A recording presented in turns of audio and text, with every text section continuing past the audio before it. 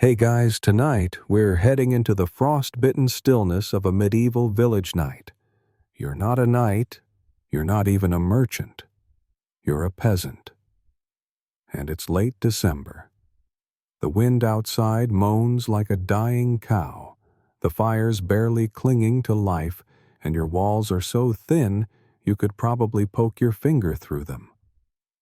There's no central heating, no thermal socks. No thermostat to click up before bed. Just you, your chattering teeth, and the bitter air creeping under every gap and crack in your wooden door. You probably won't survive this.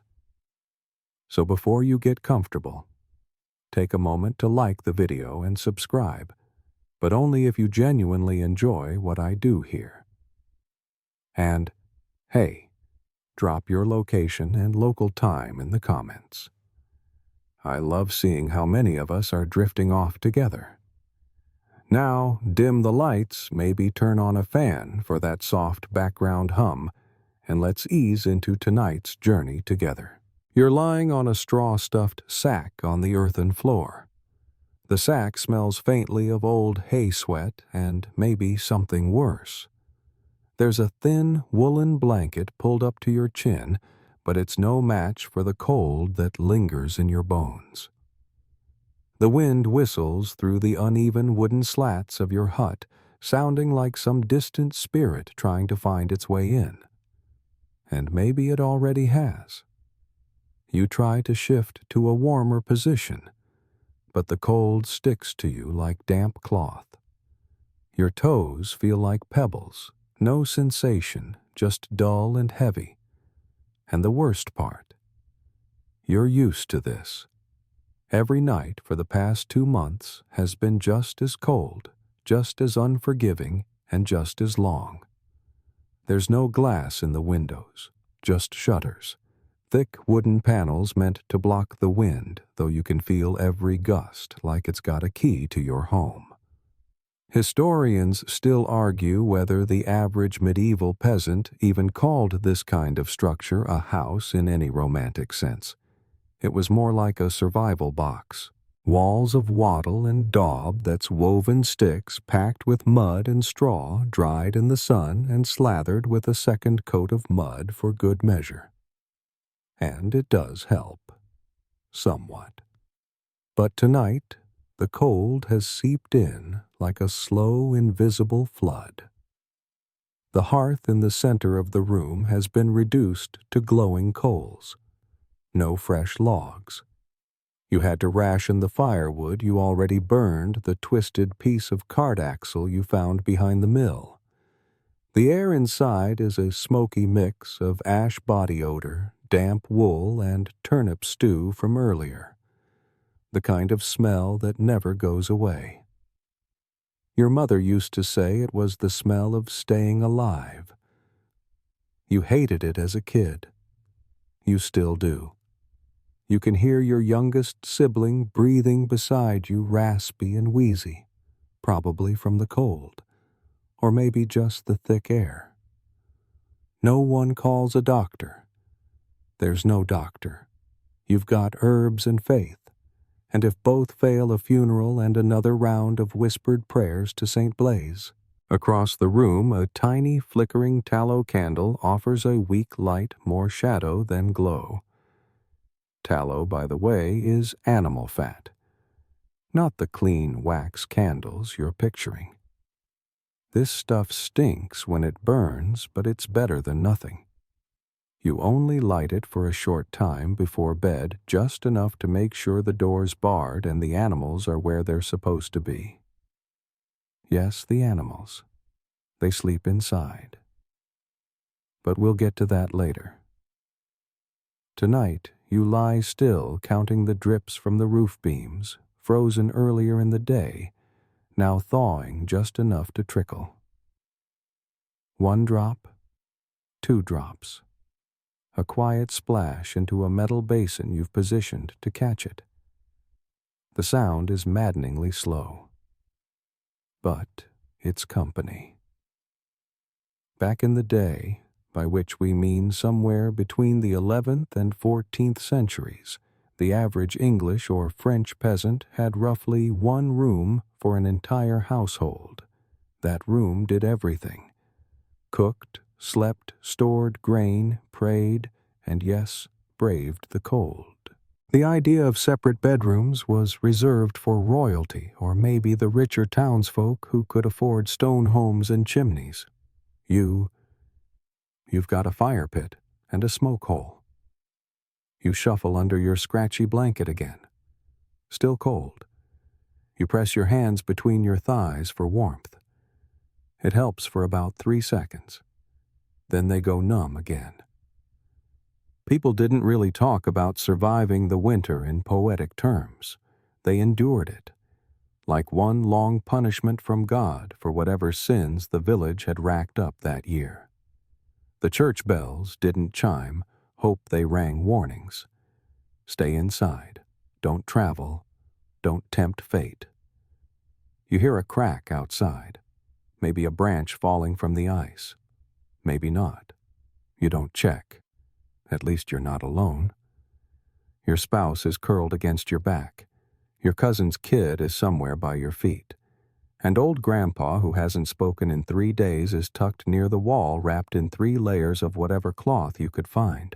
He smells like onions and wood smoke, and it's oddly comforting. You try not to think about the fact that some nights people just didn't wake up. They'd go to sleep on a cold night like this one, and their body would simply give out. Too tired, too cold, too hungry, too done. And still you'd wake up the next morning. Somehow, your joints stiff, your breath visible, your feet numb. But you'd rise, stoke the embers, step outside to fetch water from the ice-rimmed barrel, and begin the day. The rhythm of survival never paused, not even for the coldest night of the year. You wake just before dawn, not because you're rested, not because you're eager, but because your body refuses to sleep through that kind of cold. Your breath escapes in thin white wisps curling upward toward the rafters before vanishing. The air is so cold inside your own house that your eyelashes feel stiff. And yes, that's possible. You blink slowly, trying to will some heat back into your face. It doesn't work. The fire in the hearth. Gone. Only a few ghostly gray ashes remain, a faint glow underneath, like a tired heartbeat. You'll have to blow on it gently while someone else finds dry kindling, assuming it didn't get damp overnight. You sit up and your blanket clings to you. Literally, a mix of static sweat and, if we're honest, unwashed linen. Because no one's doing laundry this week. Not when your only washing water is frozen in the bucket by the door. Now, look around your home. The walls are smeared with plaster made from mud straw and animal hair. There's no insulation, not in the way you're thinking. Instead, warmth has to be made and kept in. And the answer, peasant style, is a little strange breath. Your family's breath, your animal's breath, and the warmth from several bodies sleeping in close proximity create a fragile little bubble of heat inside your space. It's gross, yes, but it's also survival. Historians still argue whether peasants actually understood the physics of this method, or if it was simply what worked and nobody questioned it. Thatch overhead packed as tightly as possible helps block the wind. And your door. It's often little more than a wooden plank braced with a rock or beam. It doesn't seal. It doesn't lock. It just holds most of the cold out, and sometimes not even that. You reach for your shoes. Not boots. Shoes. Leather ones, patched and stiff from last night's freeze. You forgot to stuff them with straw. Rookie mistake. They're icy and hard, and you have to hold them near the hearth and pray a few coals come back to life. But you've got another trick. You grab a handful of cleanish straw and shove it inside your tunic around the neck between layers. It itches, but it works. The peasants of medieval Europe were experts in the art of makeshift insulation. They had to be. You wrap spare cloths around your wrists and ankles, and if you're lucky, you might even own a second shirt. A luxury. It's called layering. And not for fashion. You layer out of desperation. Shirt over shift, wool tunic over shirt, maybe a worn hood pulled low. In some areas, peasants even wore sheepskin turned inside out, the wool lining offering a bit of comfort, assuming they hadn't already sold it or eaten the sheep during a famine year. And here's a weird tidbit: garments were sometimes passed down from corpses.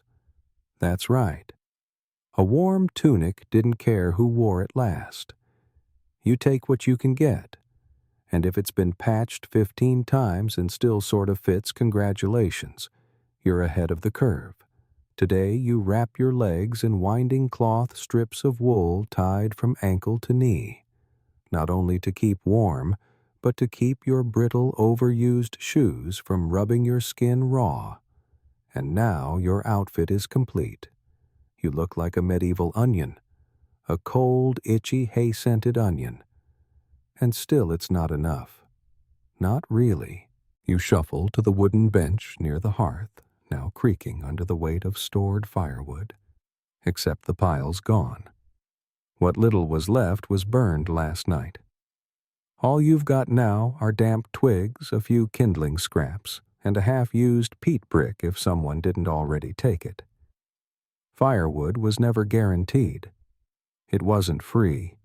Forests were controlled by lords or monasteries. Taking a fallen branch from someone else's woods that could land you a fine or a beating. So peasants got creative.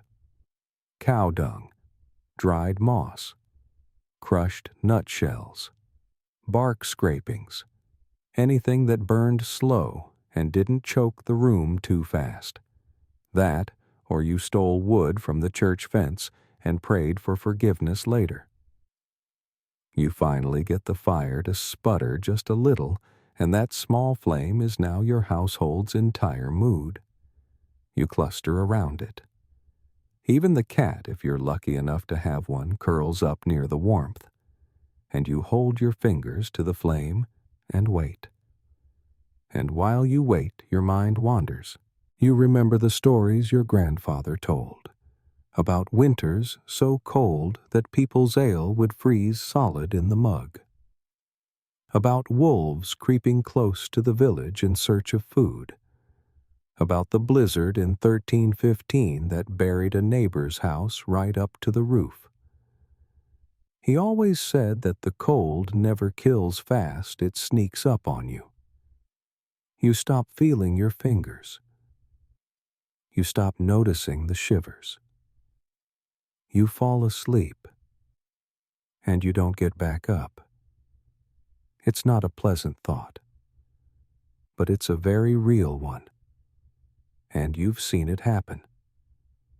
One of the elderly villagers, wrapped in every scrap of cloth they owned, found frozen in their own bed come morning. So you learn. You learn to pack the cracks in the walls with old rags or dried moss. You hang dried herbs to block the smell of mildew. You rearrange furniture to trap heat near the hearth.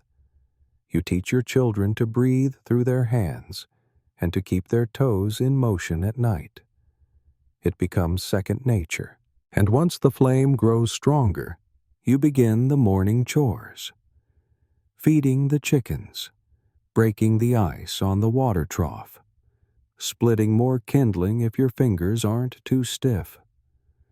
All with the faint hope that Maybe today the sun will feel just a little warmer. But you don't count on it. Because in this life, hope isn't the fuel. Discipline is. You wrap your shawl tighter and head outside, boots crunching frost breath sharp in your throat. A neighbor's dog barks. Smoke curls from a distant thatched chimney, and the world is bone-white and silent. You take it in with a sigh, and then you get back to surviving. You're outside now, trudging across the brittle morning frost, your breath fogging in front of you like smoke from a dying chimney. The sky is the color of old linen flat gray and without promise. The cold seeps up through your feet even though you've stuffed your shoes with dry straw and wrapped your legs tight. It doesn't matter. You feel it anyway. But you keep walking. Because there's breakfast to think about. Not bacon, not eggs, not even toast. Those belong to someone with land and servants or someone with a monastery's worth of luck. No, this morning you're working toward a warm bowl of something far less glamorous porridge. And that porridge, it's mostly barley, or oats, or rye, sometimes peas, whatever didn't rot in the cellar or get stolen by mice. You make it thick and dull. But if you're feeling fancy, you might toss in a clove of garlic. Just one, if you've got it. Garlic was a common folk medicine. Peasants believed it warmed the body and warded off illness.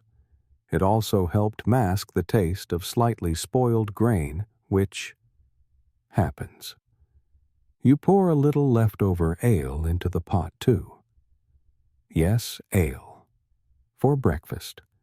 It's weak, barely alcoholic, but it's safer than the water that's been sitting in an open bucket collecting dust ash and the occasional beetle. Even children drink it. It's not about getting drunk, it's about getting calories and not dying of dysentery. And believe it or not, breakfast beer is one of the more normal parts of your morning. You crouch near the hearth, blowing gently on the flame. A few sparks catch. You add a small log and pray it burns clean. The kids are still asleep in the corner, curled up like hibernating squirrels. One is sucking their thumb. The other is tangled in the family dog's fur. You smile just a little.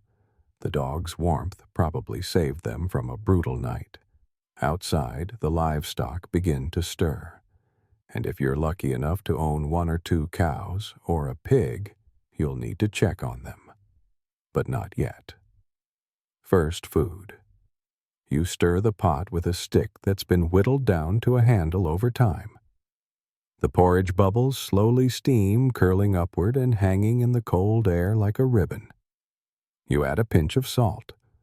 Not too much. You traded eggs for that salt last week, and it has to last. Maybe you'll toss in a sliver of onion from the root cellar, though it's soft and smells a little weird. Still edible. The thing about peasant meals during winter is they're designed to last, not to excite.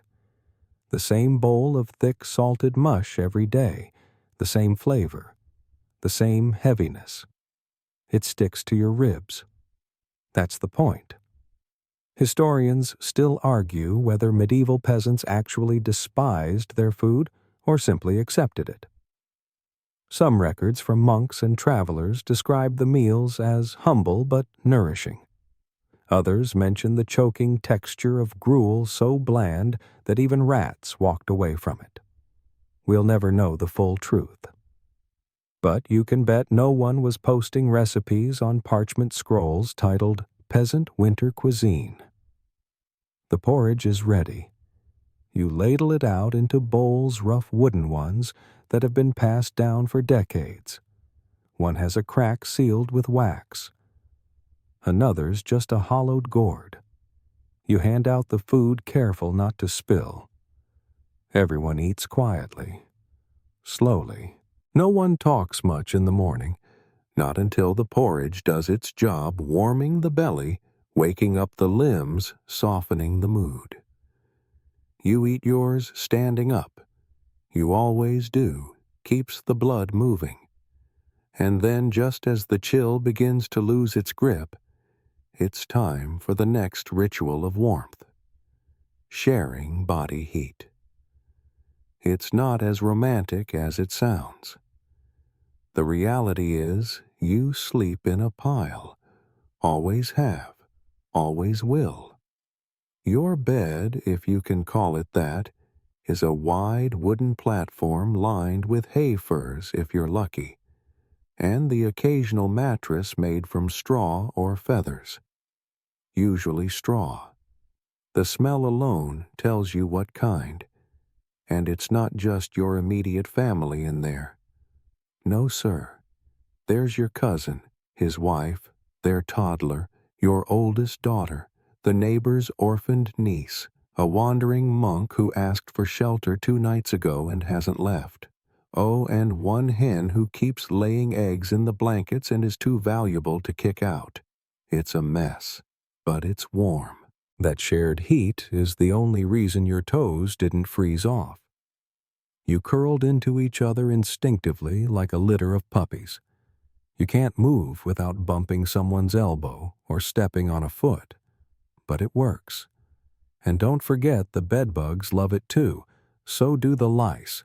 You itch a bit under your tunic, but ignore it. That's just part of the deal. A peasant's night was rarely peaceful and never clean. But you slept, kind of. Because exhaustion doesn't care if your blanket smells like wet goat and your pillow is a burlap sack of grain.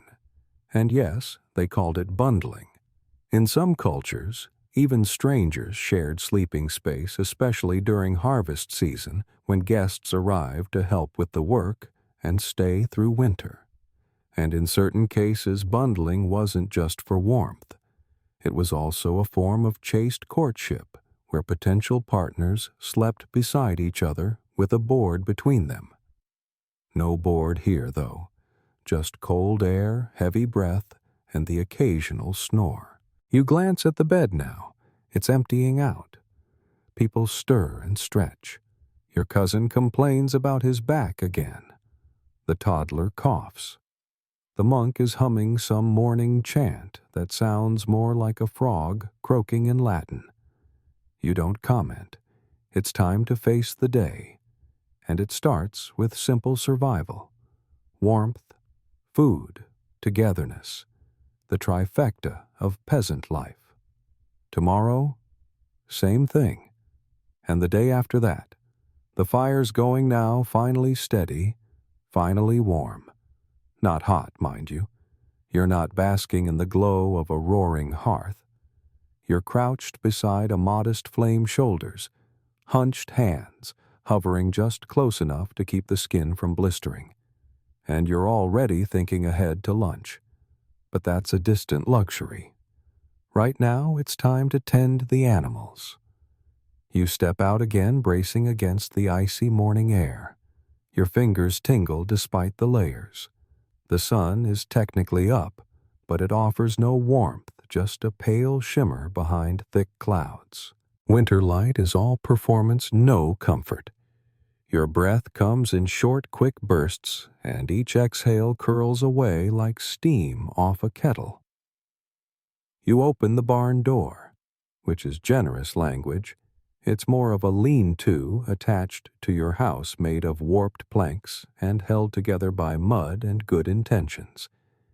And inside cows, chickens, maybe a pig, if you're lucky. And here's the part that might surprise you. Sometimes they sleep indoors with you.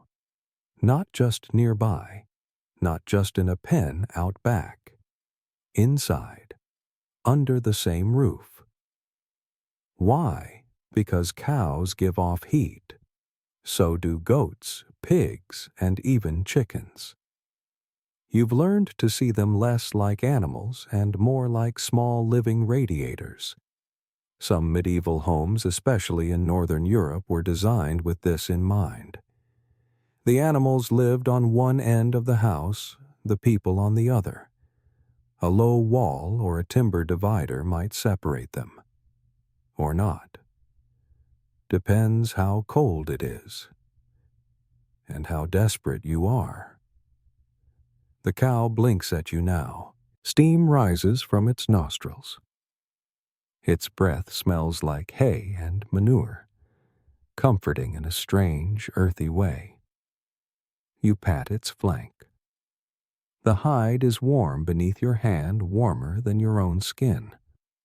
The irony doesn't escape you.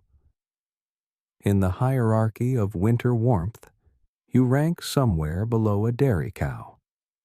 You check the trough. Frozen. Again.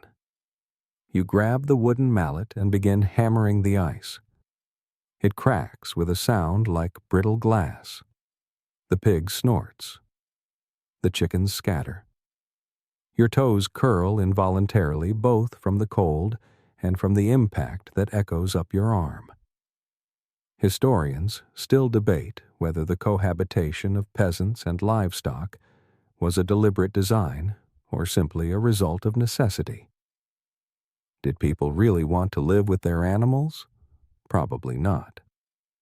But the reality of heat retention in single-room huts made it hard to argue. Plus, in regions with wolves or bandits, keeping your cow close wasn't just about comfort, it was about survival.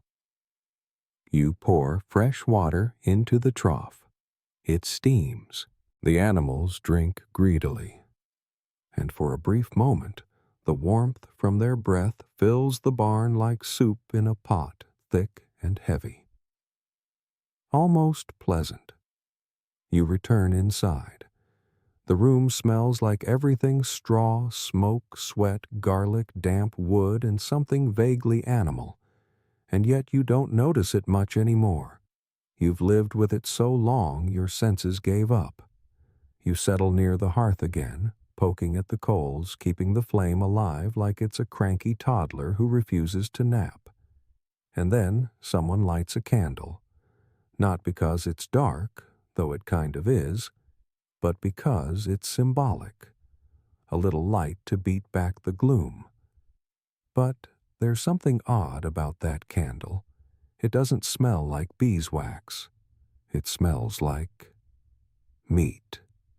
Welcome to the tallow candle, made from rendered animal fat.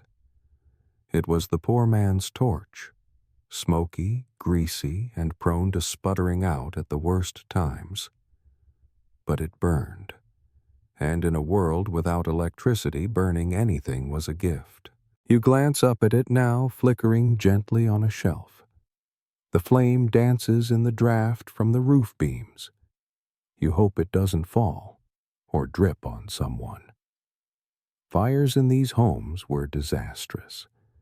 One stray spark and your entire livelihood could turn to cinders before you even got your boots on. That's why you keep the fire low. Always. Warmth is important, but not as important as keeping your roof. That's also why some peasants avoided hearths at night altogether. There were even beliefs, superstitions you might call them, that night air carried illness. That it was better to extinguish all flame huddle under blankets and let darkness reign than risk inhaling the cursed wind. Modern science might scoff, but back then, that wind howled like a banshee, carried strange chills, and whispered through gaps in the wall. It didn't just feel ominous. It was. And even now, as you lean closer to the fire and poke at the embers with a crooked iron stick, you wonder, was there ever really anything in that night air? Anything watching, anything listening. You shake the thought away. Probably just cold-induced madness, or a memory your grandmother passed down with a warning not to whistle after sundown. You settle in again, pulling your cloak tight around your shoulders. It smells like wet dog and garlic, but it's warm. You cradle a mug of watered-down ale between your hands and sip slowly. The kids play in the corner, drawing figures in the soot on the floor. The dog is snoring. The monk is still humming. And you watch the candle burn. Not just for light, but because it's proof you're still here. You're still sitting near the fire when someone hands you your hat. Not a cap, not a beanie. A nightcap stitched from linen or wool, shaped like a cone, often with a little tie under the chin. You slip it on with practiced ease, the fabric rough but familiar. It pulls down over your ears and settles around your forehead like a second scalp. Not because you're cold now, the fire's still burning, but because you'll need it later. When the hearth dies down. When the air inside the hut turns back to frost. When your nose feels like it might snap off if you sneeze too hard. And this hat, this silly, simple, wrinkled old thing, it's your lifeline. Medieval peasants knew a thing or two about head heat. The body loses warmth fastest through exposed skin, especially from the scalp. So the nightcap became the universal equalizer. Old young man, woman. If you were trying to sleep through winter, you wore something on your head. And if you didn't, you were probably sick by morning. The rest of your sleepwear. Well, let's just say it wasn't cute. A linen shift like an oversized shirt that hits your knees. A woolen overdress or tunic if you're feeling fancy. No socks. Too precious. You might wrap your feet in cloth, or tuck them between someone else's legs. Yes, really, survival makes you get over your modesty fast. You scratch your shoulder through the shift. You've been itchy for days. Could be fleas. Could be lice. Could be that the soap ran out last month and the nearest bathhouse is 2 villages away and smells worse than you do. Historians still debate how often peasants actually bathed. Some records suggest once a week, others once a season. The truth probably sits somewhere in the middle alongside a bucket of freezing water and a bar of soap made from ash and pig fat. You yawn. The day is slowing down now. Outside, the sun has dipped behind the trees. The light inside the hut dims into a soft golden haze, catching the smoke as it swirls toward the roof beams. The room smells like stew now tonight. It's beans and leeks, with a few hunks of bread so hard they might be considered weapons in another context. You chew slowly, grateful for the warmth. The bread soaks up the broth. It's not exciting, but it's filling. And in the medieval winter, that's enough. That's everything. You lean back and stretch. Your joints crack. Knees, back, shoulders. That's normal. You're 33 and already feel like a relic. Most of your neighbors didn't make it this far. And if they did, they walked with canes and talked to saints more than people. There's a moment as you finish eating when silence takes the room. It's a good silence, not empty, not ominous, just quiet. The kind that only comes when everyone's fed warm and not dying. That's worth something.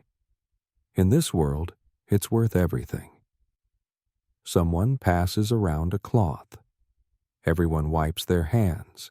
The candle sputters. The fire dies down.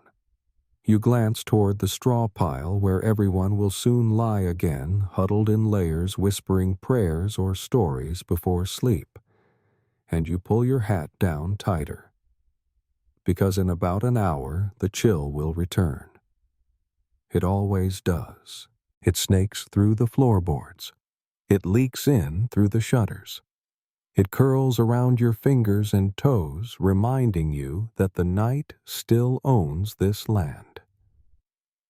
You toss another stick on the fire, just a small one. You can't afford to burn much. Not tonight, not any night. And here's something most folks don't know. Medieval nightwear was a form of armor. Not against swords, not against arrows, but against the real enemy. The creeping, nibbling spirit-like cold that stole into homes and drained you slowly. That's why peasants wore hoods to bed, why they covered their necks, why they wrapped cloth around their calves and wrists. It wasn't fashion. It was defense. Against wind, against illness, against death.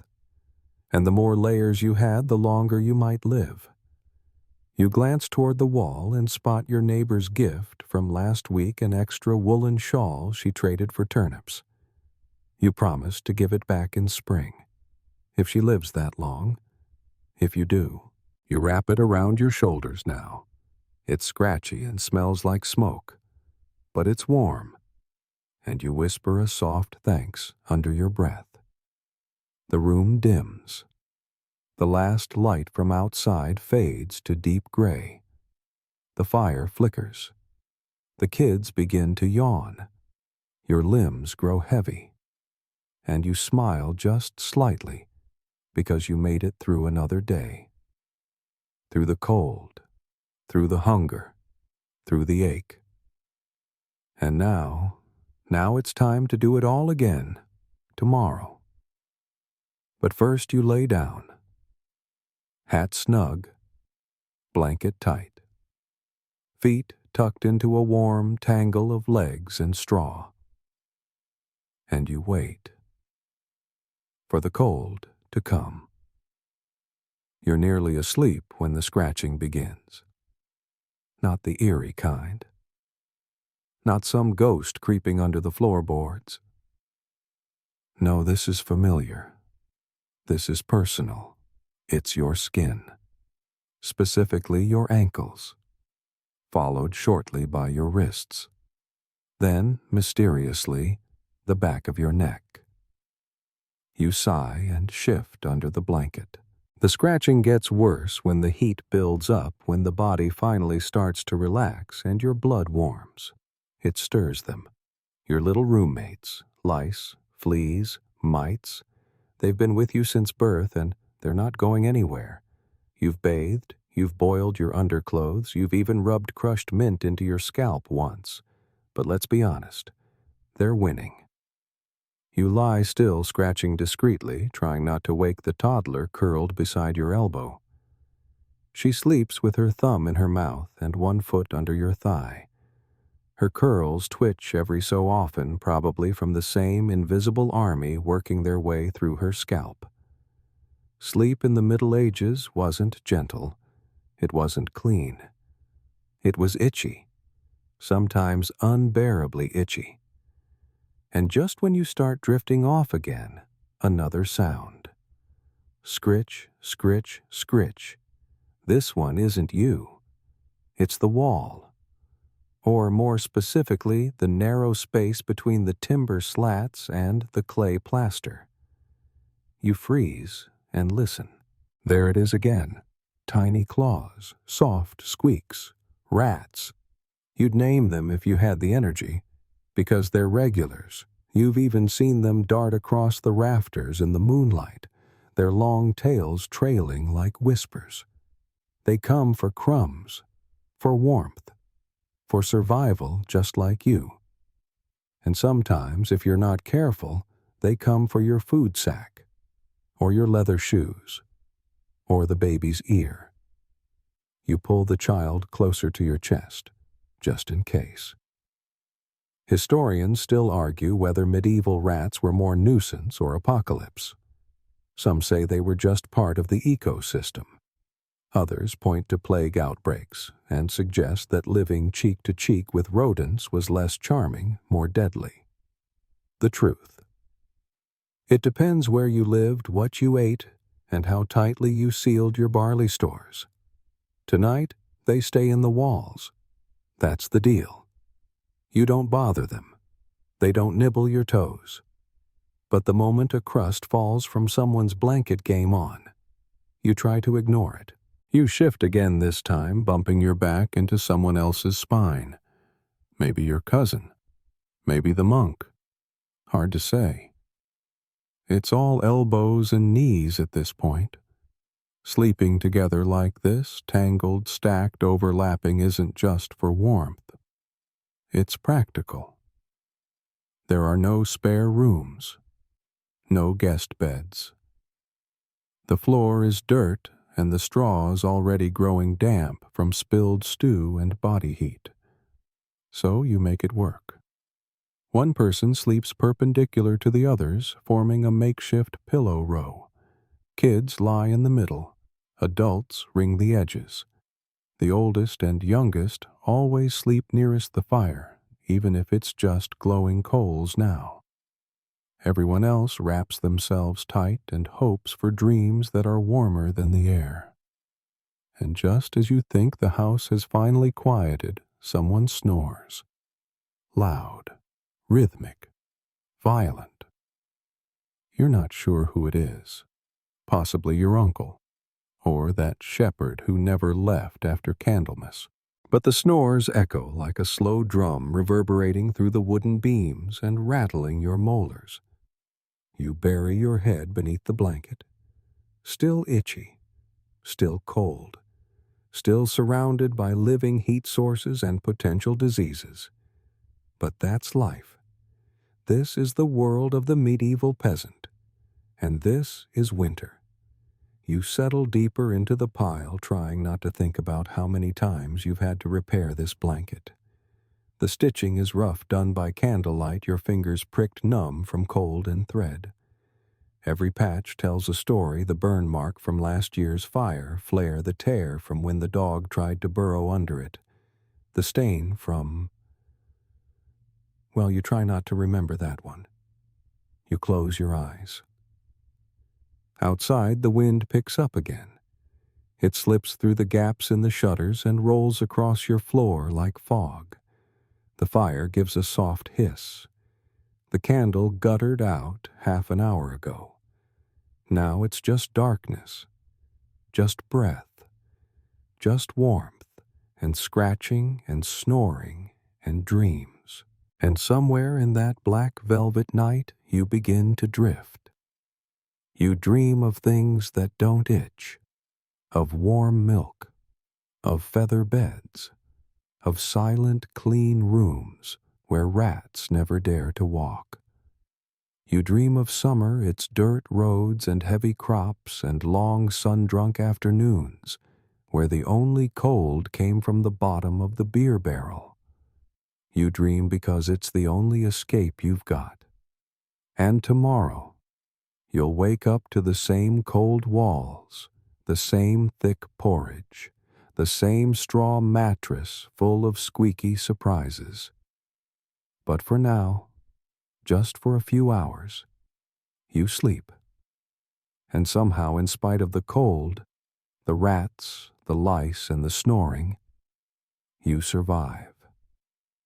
The first light of morning creeps in, not bright, not bold, just a thin silver haze filtering through the crooked shutters. You don't wake all at once. It's more like surfacing from deep water. Slow, blurry, heavy-limbed. Your nose is the first thing to complain. It's cold again. Your breath forms a tiny fog just above your lips. You curl deeper into the blankets, but the air finds you anyway. It always does. There's no alarm, no rooster crowing heroically at dawn. Instead, your day begins with a low grumble in your belly and the hiss of someone poking the hearth embers, trying to bring them back to life. You sit up, slowly, carefully. Every joint aches.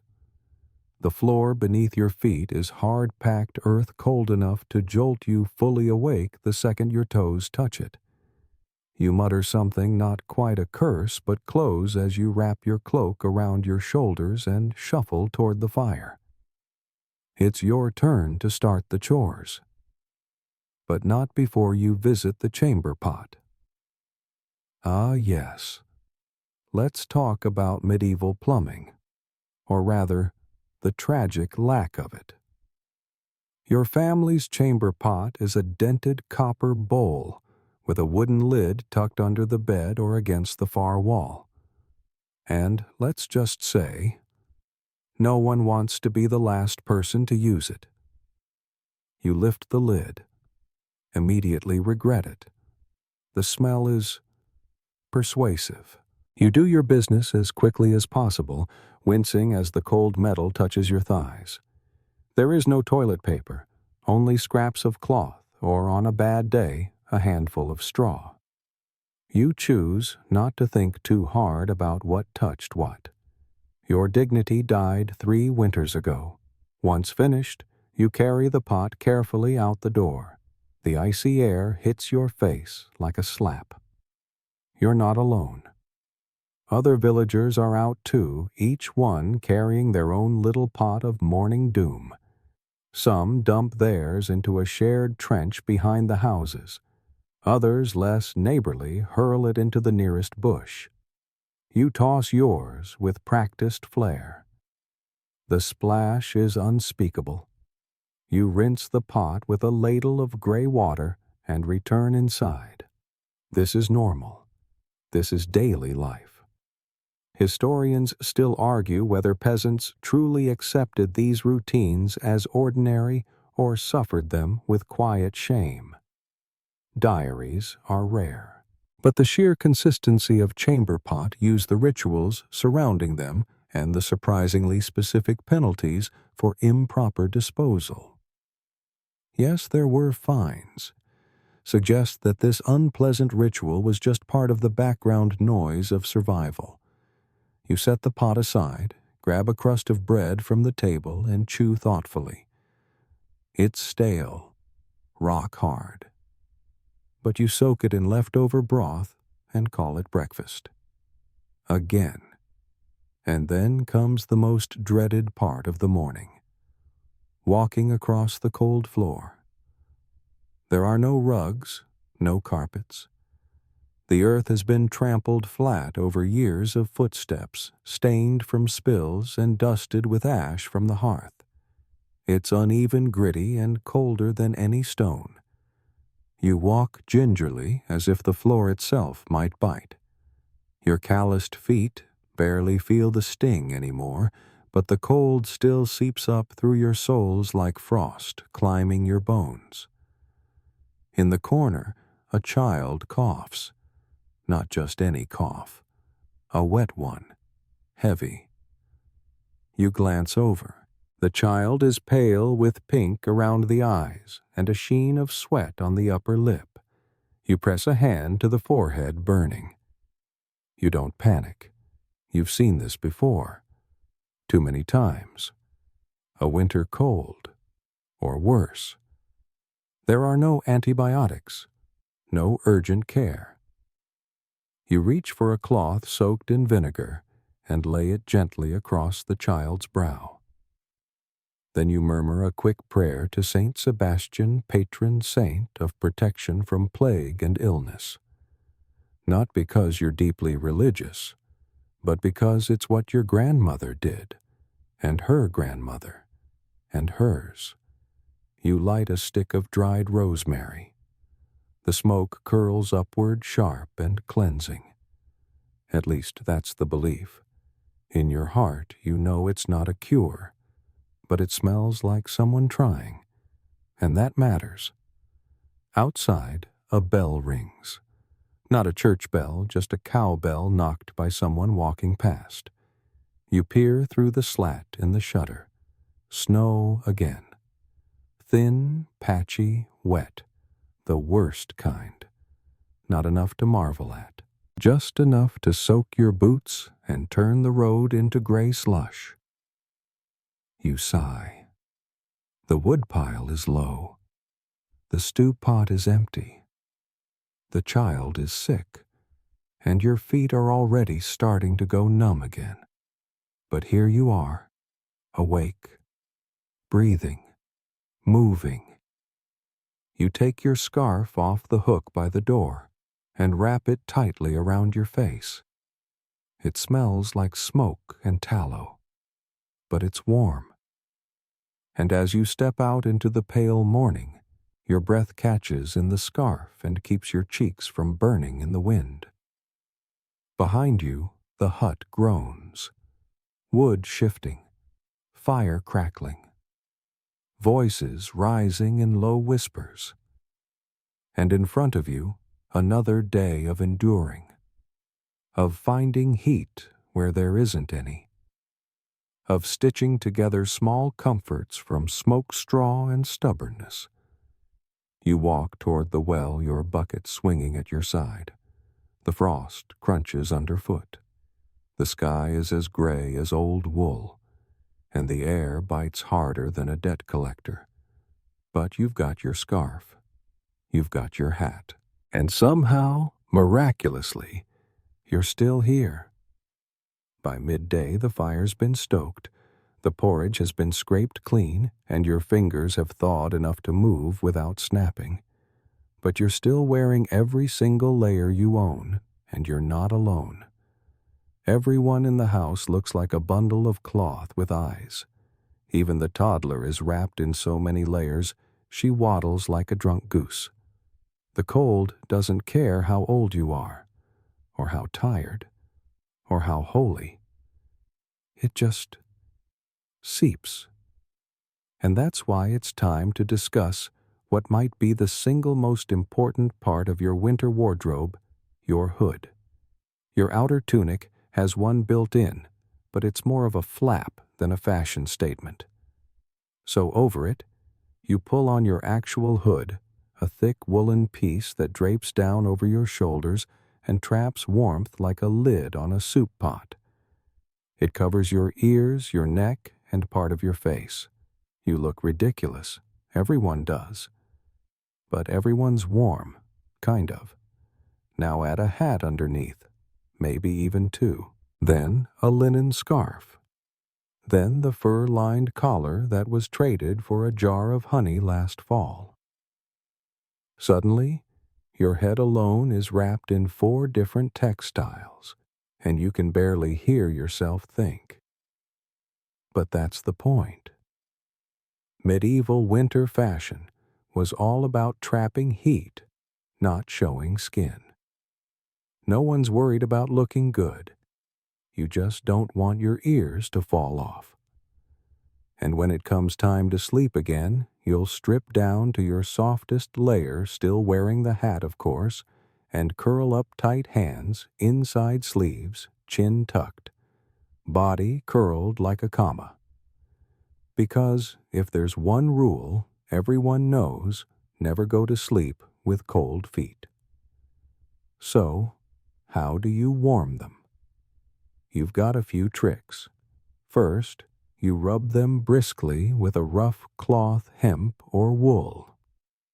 Then, if you're lucky, someone's boiled a small flat stone and wrapped it in rags to place at the foot of the bed.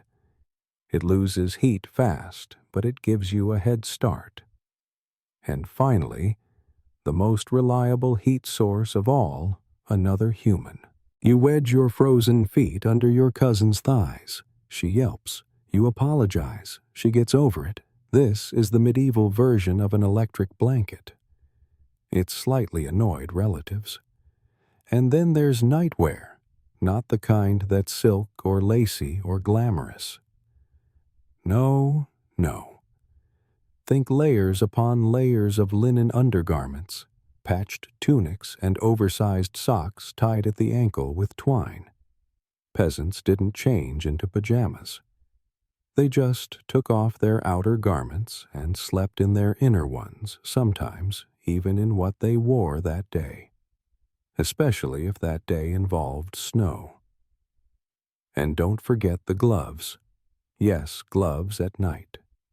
Not fancy leather ones, just crude wool mittens or even rag wrappings tied with bits of string. Cold fingers are useless fingers, and if they froze during the night, you'd be in for a miserable morning trying to milk a cow with numb hands. You've tried that before. Once. You still have nightmares. Now let's talk about something more unusual: medieval footbags. Basically, little sacks of hot sand or warmed stones placed at the bottom of the bed if you were rich or creative. For everyone else, hot coals from the hearth placed in a metal pan could be slid under the bed frame as long as you didn't mind risking fire or asphyxiation. That's the thing about these warming methods. They were risky. Too many blankets could smother a child. Too much straw could catch a spark. Too many bodies could overheat the air and leave you dizzy and gasping. Sleep was an act of balancing danger with discomfort, and the only guarantee you'd wake up colder than when you fell asleep. But you did it anyway, because rest was essential, not just for strength, but for sanity. Winter days were short, dull, and gray, but the nights were longer than sin. They stretched on like tunnels, dragging your thoughts into strange places, half memory, half fever dream. Which is why you weren't supposed to sleep alone. There were legends, after all, of spirits who whispered in the coldest hours, of night demons drawn to lone breath, of witches who traveled as mist through the cracks in old thatch. That's why your grandmother always told you to breathe together or not at all. It wasn't just superstition, it was survival logic. One person alone was vulnerable, but 4 or 5 curled together in a living knot of arms and feet and stale breath, that was strength. So tonight, as you huddle again beneath your blanket, hat pulled low, breath fogging beneath the covers, you reach instinctively for the nearest hand. Doesn't matter whose. It's warm. That's enough. You tuck your cold fingers against their palm and close your eyes. Outside, the wind begins its nightly ritual, sliding its icy fingers beneath the shutters, through the roof beams, along the floorboards. But you're wrapped in wool, wrapped in warmth, wrapped in each other. And the night, for all its length, begins to fade. You wake sometime after midnight, not by choice, but by necessity. Your bladder is staging a quiet protest. A full day of weak ale and boiled root stew always ends this way. And so, with a sigh that fogs the air in front of your lips, you begin the dreaded operation, the midnight bathroom trip. Let's review your options. Option 1. You brave the chamber pot again. It's in the corner, still cold, still horrifying. It smells worse now, if that's possible. But it's indoors, private, no frostbite risk. The downside, it's full, too full. Another few drops and it might slosh, and no one wants to be remembered as the one who spilled the pot. Option 2. You step outside, into the night, onto the frozen earth, in the dark, with bare legs and layers hiked up to your waist like some tragic medieval fashion show. There's privacy, yes, but also wolves, or worse neighbors. You weigh your shame against your chill. Option 1 wins, barely. You tiptoe across the cold floor, whispering apologies to every sleeping relative you jostle along the way. You stub your toe on a wooden bench, bite your tongue to avoid swearing.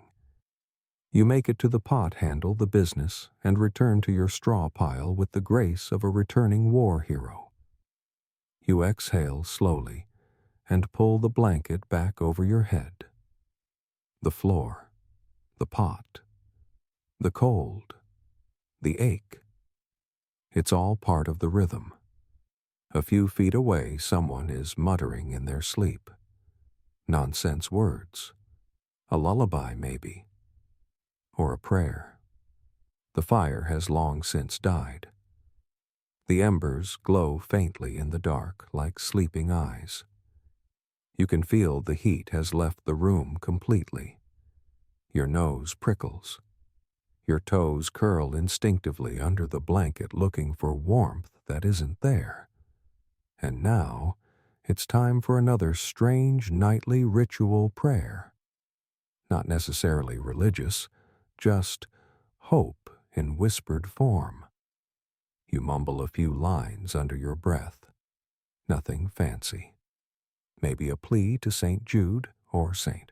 Apollonia or some local saint whose name is painted in crude letters above the door.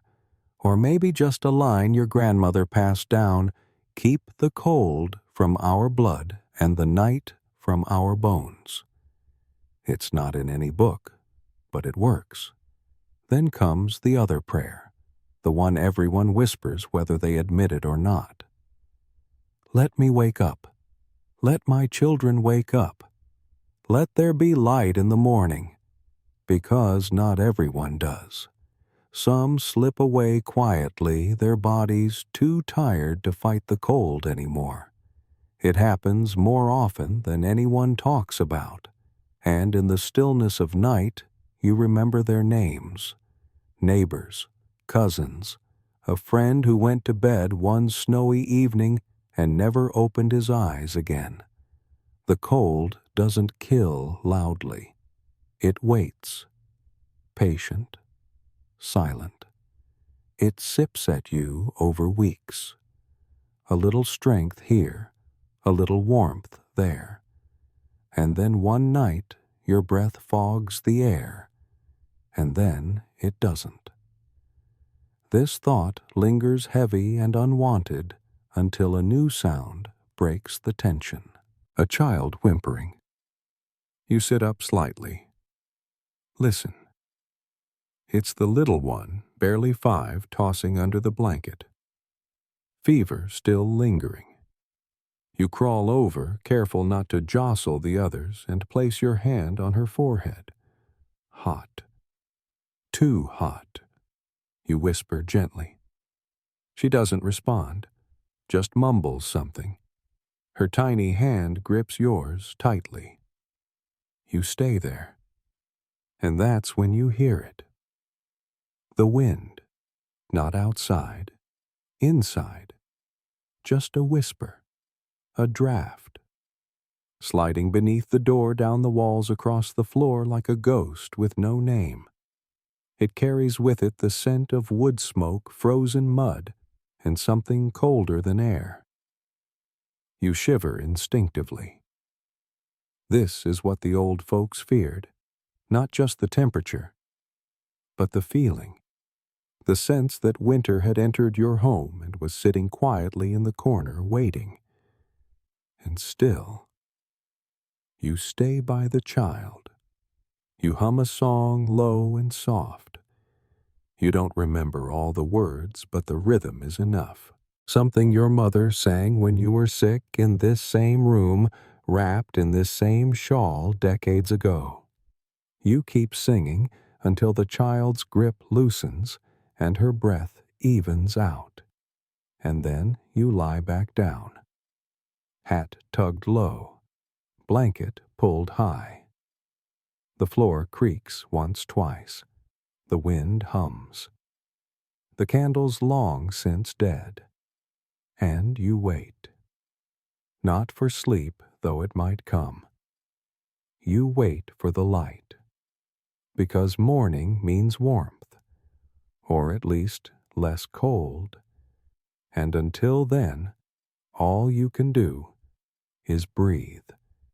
The light does come. Eventually. Not quickly. Not like a glorious sunrise painting the sky in gold and pink. No, this is winter in the Middle Ages after all.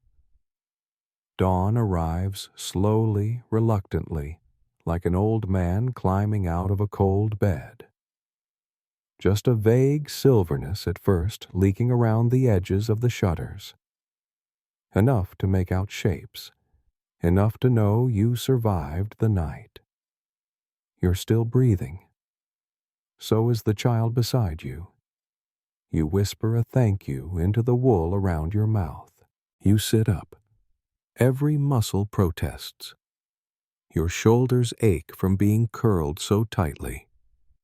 Your lower back feels like it was hit with a sack of turnips.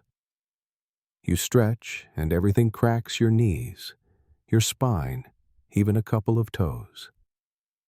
Nothing about this body is new anymore. You scan the room, slowly, carefully. One cousin has already stood and is crouched near the fire, coaxing a new flame out of yesterday's coals. A few coughs echo around the room, dry ones, wet ones, muffled by wool. The monk in the corner begins his morning chant, barely audible under his breath. And then you hear it. The wind outside has changed. It's still cold, bone-deep, snot, freezing, breath, stealing cold, but there's a dryness to it now. A hint that maybe, just maybe, the snow won't fall today. That maybe the sun will peek out. Or at least try. But you don't trust it. You reach for your shoes, those stiff, cracked leather vessels that do their best impression of protection. You shove in a little fresh straw. Yesterday's was damp. You wrap cloth around your ankles. Layered, always layered. Then you pull on your cloak threadbare at the hem, patched at the shoulders. It used to be your father's, maybe your grandfather's. The wool is thin in places, but it holds your scent like a second skin. Sweat, smoke, garlic, goat. A winter perfume peasant edition. You step outside, and immediately the cold punches you in the lungs. Your breath comes in short bursts, puffing out in front of you like little ghost clouds. The path to the well is slick frozen mud, covered with a fine frost, like powdered sugar over misery. You step carefully, the bucket swinging lightly from your fingers. On the way, you pass the church bell. It's silent this morning, but you nod to it anyway. Habit. That bell rings for births, deaths, and holy days, but it also rings in the deep of winter for blessings. Prayers against frostbite, against starvation, against the unseen things that crawl in through the smoke holes and hide in the rafters. Because winter wasn't just physical, it was spiritual. And in the Middle Ages, every ache, every chill, every failing crop or feverish child had meaning, had a source. And usually that source was either sin or spirits. That's where the blessings come in, and the charms, and the holy days. Today, for example, is St. Bridget's Eve, depending on where you live. And if you're lucky, someone in the village left out a woven cross of rushes hung above the door to protect the home from fire and fever. Bridget was a bringer of light, they said, of healing, of the turning season. And in the darkest time of year, you need something to look toward. You fill your bucket at the well, cracking the thin sheet of ice with your ladle. The water below is teeth-achingly cold. You splash some on your face, instantly regretting it. But the shock helps wake you. That's one way to start a day. You return inside and begin the morning warmth rituals. Someone opens the door just long enough to let in a gust of clean air, if you can call frozen mist clean. The coals are blown back to life. A few dry sticks are added. You rub your hands together until they sting, and then you reach for the pot of stew. Last night's stew. Always stew. It's never truly finished, just added to.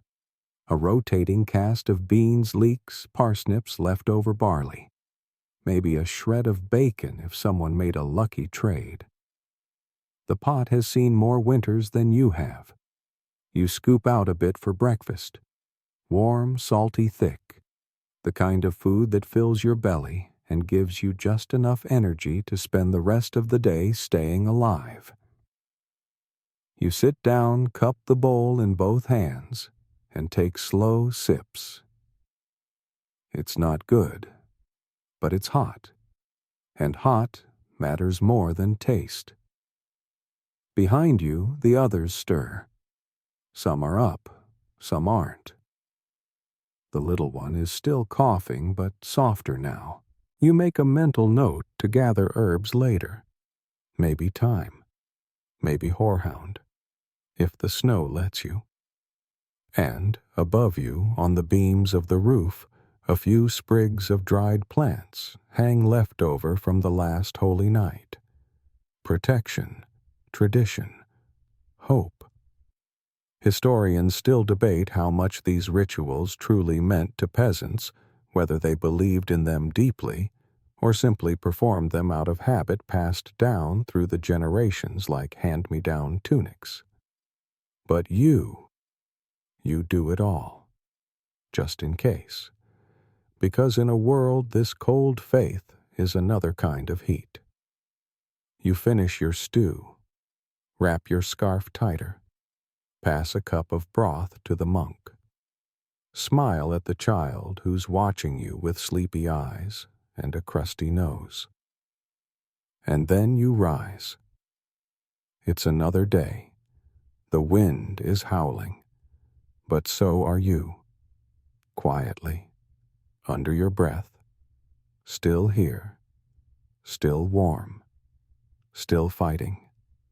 Mid-morning arrives with the kind of gray light that doesn't so much brighten the world as confirm it still exists. The wind hasn't died down, but it's steadier now. Less cruel, more resigned. Like a weary sentry doing its rounds, no longer invested in the misery it brings. You step outside again, this time with a different task in mind, finding fuel. You've already burned through the clean firewood, the good stuff. What's left now, odds and ends. Things that don't burn well. Things that aren't technically yours. And that's where dung comes in. Yes, cow dung. You head toward the small paddock where your livestock has been leaving little winter gifts. It's frozen now, flattened patties of what once was hot and fragrant, now stiff as biscuits. You gather them in a basket already half full with twigs and bark scrapings. This is your fuel. You dry the dung indoors, carefully, slowly. Spread near the hearth on old boards or atop flat stones. Once dry, it burns surprisingly well. Steady. Smoky, yes, but reliable. It crackles in a particular way, and the scent is unmistakable. A mix of hay, earth, and regret. But it's warm, and that's what matters. You also keep an eye out for deadwood on your walks. Branches that have fallen naturally. It's legal technically, but depending on where you live, the Lord's land might be off limits. So you walk quietly. Stick to the edges. Pretend to look for herbs while your eyes scan the ground for fire-sized twigs. If you're caught, you might be fined, or shamed in front of the village. Or worse, have your gathering rights revoked entirely. Some lords allowed gleaning, the medieval version of picking over what was left behind after a harvest or storm. But others guarded their forests like treasure chests, claiming even the fallen leaves as theirs by divine right. So peasants got clever. Some dug turf blocks from the edge of the moor, dried them into makeshift bricks. Others used old clothing soaked in oil dried on flat stones until they could be lit like wax tapers. And some quietly, guiltily stole. Yes, stole. From fences, from barns, from the back of the church where spare beams were stacked under canvas. You always gave back in your heart, lit a candle, whispered a prayer, promised not to do it again. But when your children were coughing in a frozen room at midnight, promises lost their edge. This morning, you find a few scraps near the creek, a broken crate part of a barrel lid, and a driftwood log soft with moss. Not great, but better than nothing. You gather it in your arms and head back, boots crunching on frost-hardened mud. And as you walk, you notice something else. Tracks. Not yours. Not human. Small, sharp four-toed. A fox, maybe, or a weasel. You follow them for a few steps before they vanish under a bramble. No sign of feathers or fur left behind. Just the reminder that you're not alone in the hunt for heat. Back at home, you add your bounty to the growing pile by the hearth. You sigh. The fire still needs feeding, and it always will. That's the real labor of winter. Not just staying warm, but keeping warm. It never ends. You don't light a fire once and walk away. You build it, watch it, feed it, like a baby, like a god. And when it dies, part of you dies too. Which is why the communal bakehouse down the road has become a kind of sanctuary. Once a week, maybe twice, depending on how much fuel the village can spare, it lights up. A huge domed oven made of stone and clay, big enough to bake loaves for a dozen families at once. And when the baking is done, the heat lingers. That's the secret. You don't just bake bread there, you sleep there. Some families send a child or elder to lay out a blanket on the warm floor and rest while the walls still radiate heat. It's not exactly allowed, but it's not forbidden either. The baker looks the other way. He knows what it means to survive a February night with warm stone under your spine. Tonight, if there's space, you'll send your niece. She's small, quiet, and she's been coughing lately. You whisper to the monk in the corner, ask him to check if the baker's planning a late bake. He nods and disappears into the cold cloak flapping like wings. You hope he comes back with good news. Because tonight feels colder already. The sun hasn't even reached its peak, and your breath has barely stopped steaming since you woke. But you're ready. Your basket is full. Your coals are hot. Your house smells faintly of dung and ash and old stew, and you're alive. Which in this season is nothing short of a miracle. It's late afternoon now. The light outside has already begun to change, subtle but unmistakable. Shadows stretch longer. The wind hums lower as if winding itself up for another cold song tonight. And inside your little home, it's time to prepare for the final battle of the day, keeping the heat. You glance toward the fire. The new twigs and dung have caught well enough smoldering now, with an earthy sweetness you'll never admit smells kind of nice. Not pleasant exactly, but nostalgic, like survival with a hint of barnyard.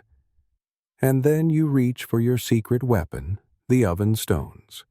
Not everyone has them. You do. 2 flat chunks of river rock warmed earlier in the fire, then set beside the hearth to retain heat. You wrap them in rags and tuck them near the bedding. One goes under the child's blanket, The other stays by your feet.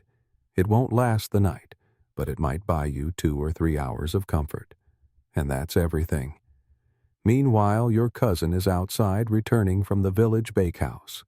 And oh, what a blessing that building is. A squat, soot-darkened structure with a domed clay oven in the center wide enough to swallow a dozen loaves at once. It's run communally sometimes by the Bakers' Guild, other times by the wealthier villagers who generously allow the poor to use it for a small fee or trade. But once the bread's baked, the heat lingers.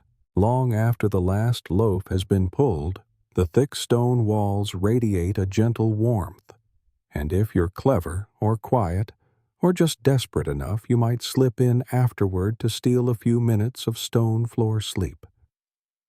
Your cousin nods. Good news. There's room tonight. You send your niece with a small pouch of barley to trade for a slot. She wraps herself in a wool shawl, hugs a crust of bread to her chest, and disappears into the snow. You exhale. That's one less body to heat tonight. Now, back to business. You unhook the coal pan, a small metal tray with a handle like a primitive space heater. You scoop in a few coals from the hearth, set the pan under the bed platform, and let it warm the straw, carefully, always carefully. Fire can save your life, but it can also take it, quickly. You remember the Jordans, 3 winters ago. Their hut burned to the ground in a single night. No one made it out, not even the dog. So you watch. You wait. You never fall asleep before checking the coals twice.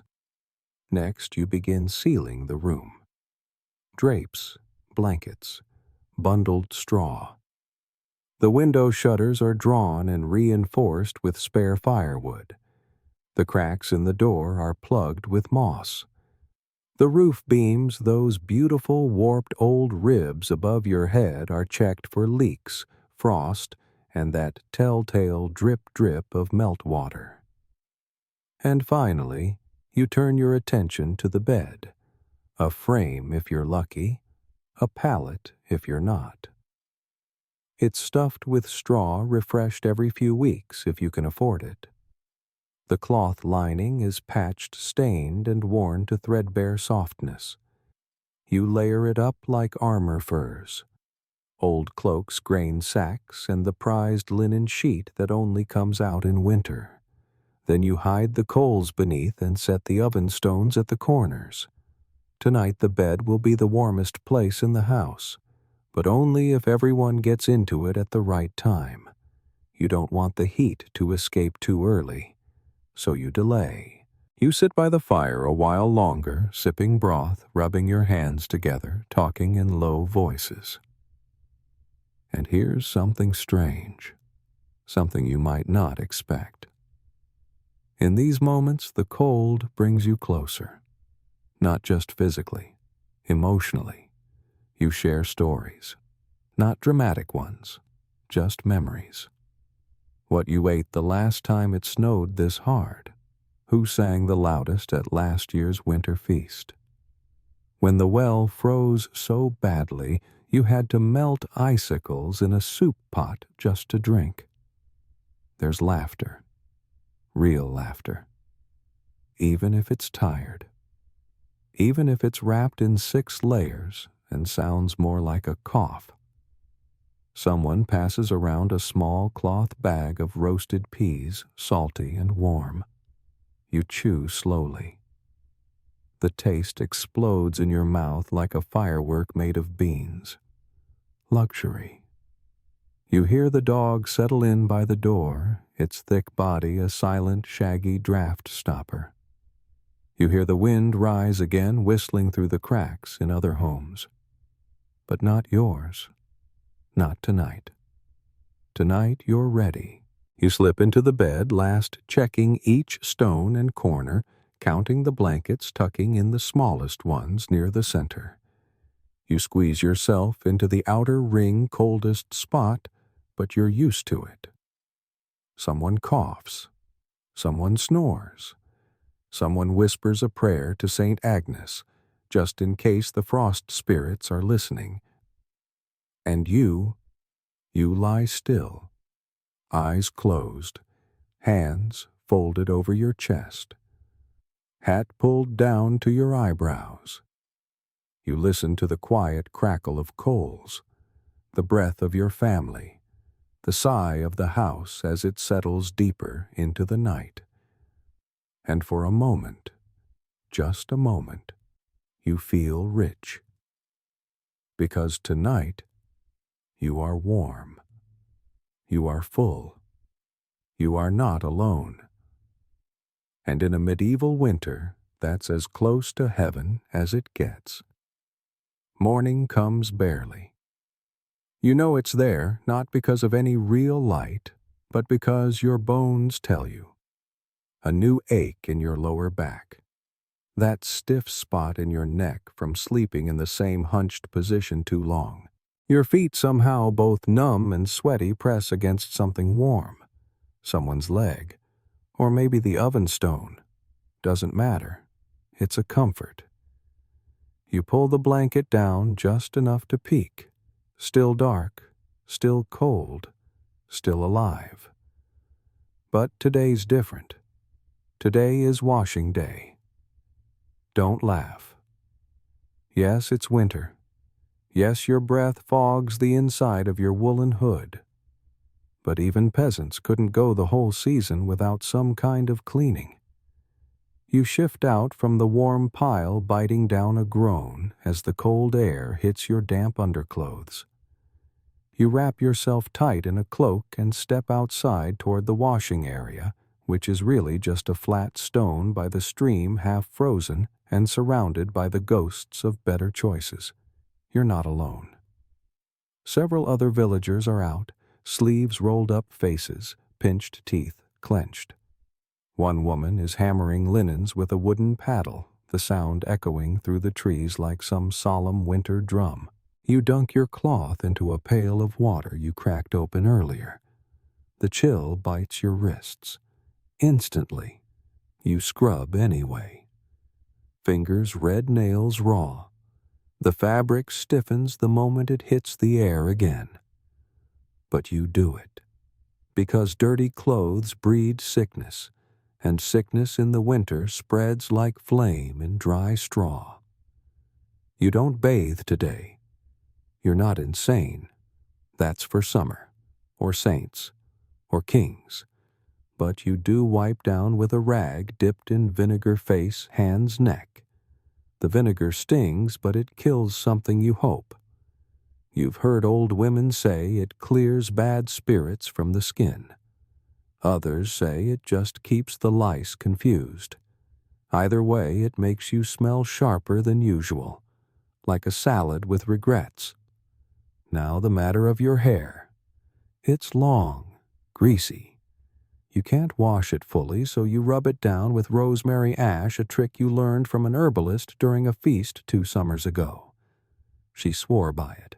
Keeps the scalp warm and the vermin guessing. You tie it back, shove it under a hat, and call it progress. And for your body, soapwort. A wild plant, rubbery leaves. When mashed in cold water, it lathers slightly. Enough to call it a bath if you're generous and desperate. You keep a small pouch of dried roots near the hearth. You rub a little onto your wrists, underarms, neck. The scent is earthy. Clean adjacent. Now for the water itself. You heat it slowly over the fire in a copper pot blackened from years of smoke. It's not enough for a bath, but you dip a cloth, wring it out, and sponge down the children, one at a time. Each one flinches, complains, then settles into the warmth. You hum while you work, something soft, a winter tune more rhythm than melody. Historians still argue how often peasants actually cleaned themselves. Some records suggest weekly washings. Others say peasants only bathed fully on holy days, or when the rivers ran warm again. But in your experience, you wash when you can, when it's safe, when it matters, because lice don't hibernate, and illness doesn't wait. After cleaning you, lay the linens near the fire to dry. Carefully. Turn them every half hour. Too close to the flames, and you'll lose the only tunic that still fits your youngest. Too far, and the dampness lingers heavy with the threat of mold. You scrub the floor next. Yes, the floor. Not with a mop. With a bundle of old rags soaked in vinegar and lye. You crawl on your knees, rubbing down the packed earth, working out the spills, the soot, the dried tracks of muddy boots. You sweep afterward with a broom made of bound twigs. The room smells sharp, sour, but clean, or cleaner anyway. You hang a fresh bunch of lavender and sage from the rafters. Not because you're fancy, but because your aunt said spirits avoid herbs with strong smells. And you believe her, mostly. By the time you're done, your arms ache, your knees are raw, your hands are cracked red and stinging. But the children are warm, the blankets are fresh, and the hearth is bright. And for the first time in days, the hut feels new. Not warm exactly, but livable, survivable. You pour a little leftover water into a cup, hand it to your cousin, and sit. And in the fading light of day, you take stock of what you have. A warm bed, a dry cloak, a pot of stew still steaming, children who laugh even with chapped lips and runny noses, a roof that doesn't leak much. You look outside. The snow's stopped falling. The wind has died down.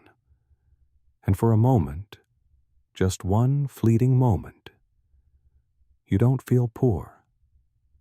You feel clean. Evening comes like a blanket tossed over the sky, sudden, heavy, and absolutely final. You notice it not by the darkness at first, but by the change in sound. The village grows quieter. Footsteps soften, voices drop. The animals settle in.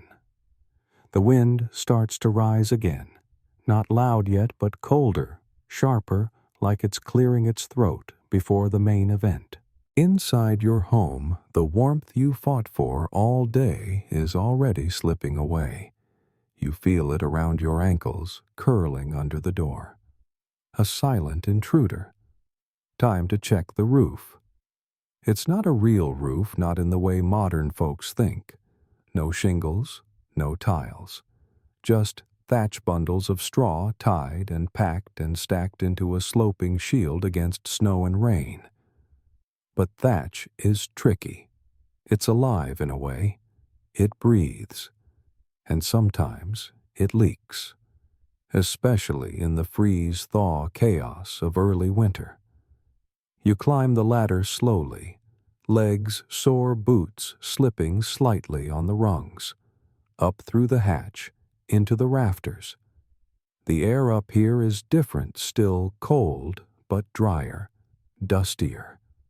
The smell of dried grass fills your nose. You peer up toward the highest beams. Frost has gathered along the edges, glittering faintly in the last light of day. A few icicles dangle like glass teeth from the thatch above. You poke gently at a few weak spots. Pat down a bundle that's shifted. Plug a visible gap with a rolled rag soaked in tallow.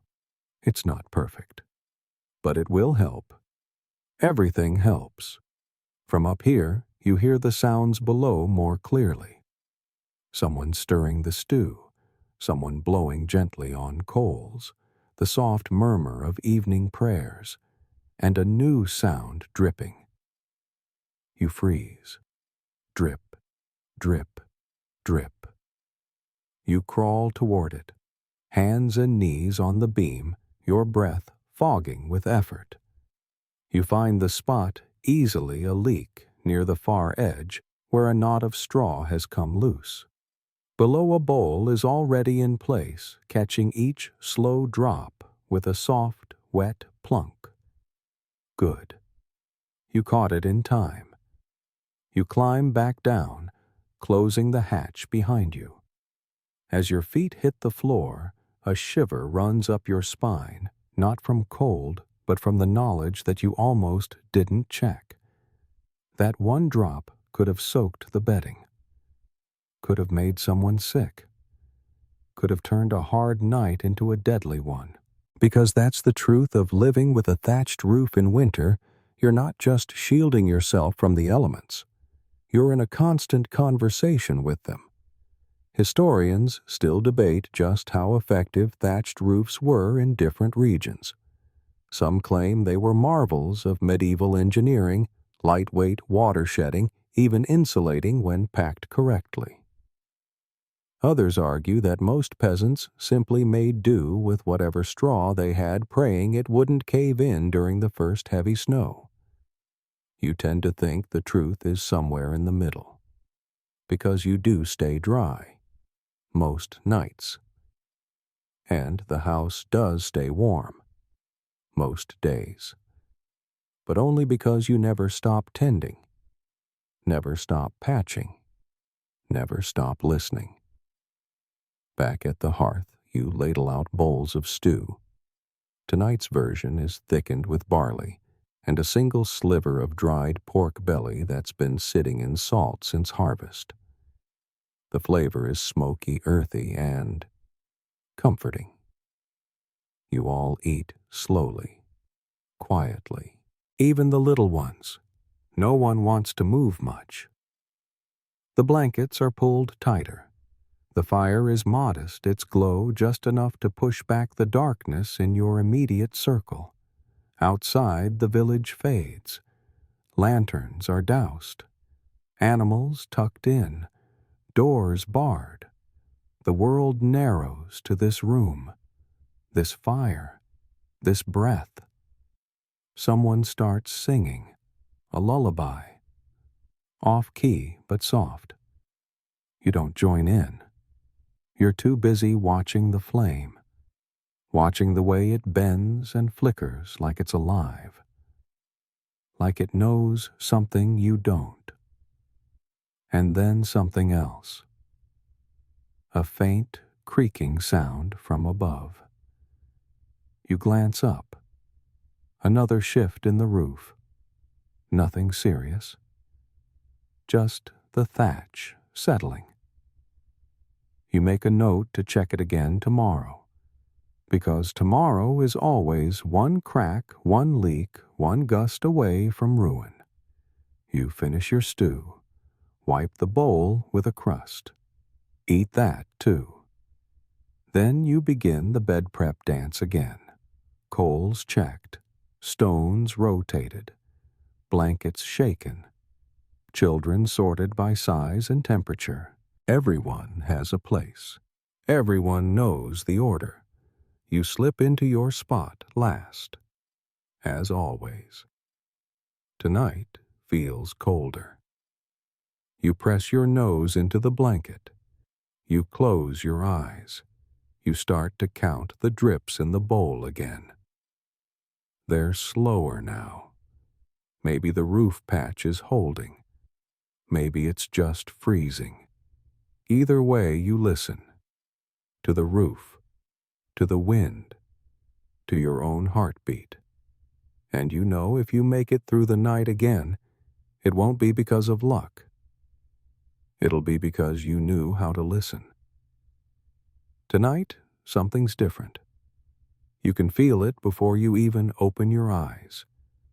Not because of a sound, but the absence of one. The wind has stopped.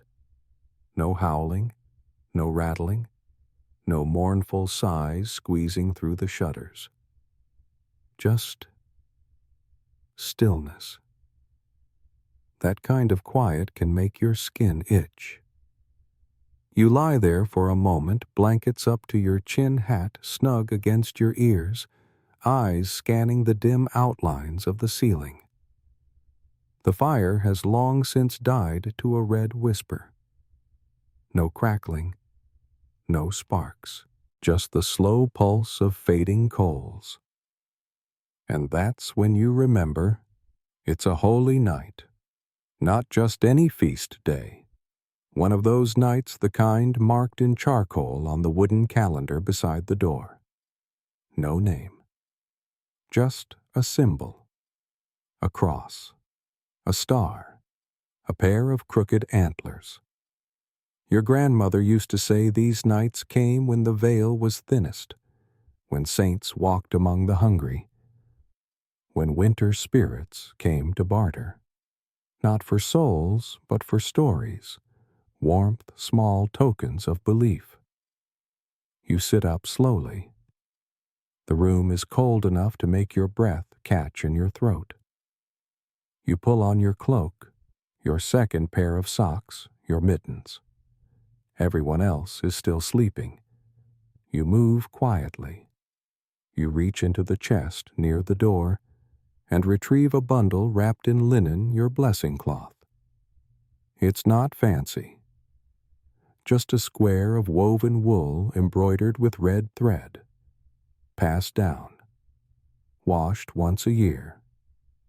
It smells like rosemary and mothballs. You unwrap it gently. Inside are the winter saints, little carved tokens, rough and weathered. Saint Bridget with her rushes, Saint Blaise patron of throats, Saint Leonard protector of livestock. A worn wooden bead for each one, some so old their faces are more myth than memory. Tonight you hang them. One above the door, one over the hearth, one in the rafters.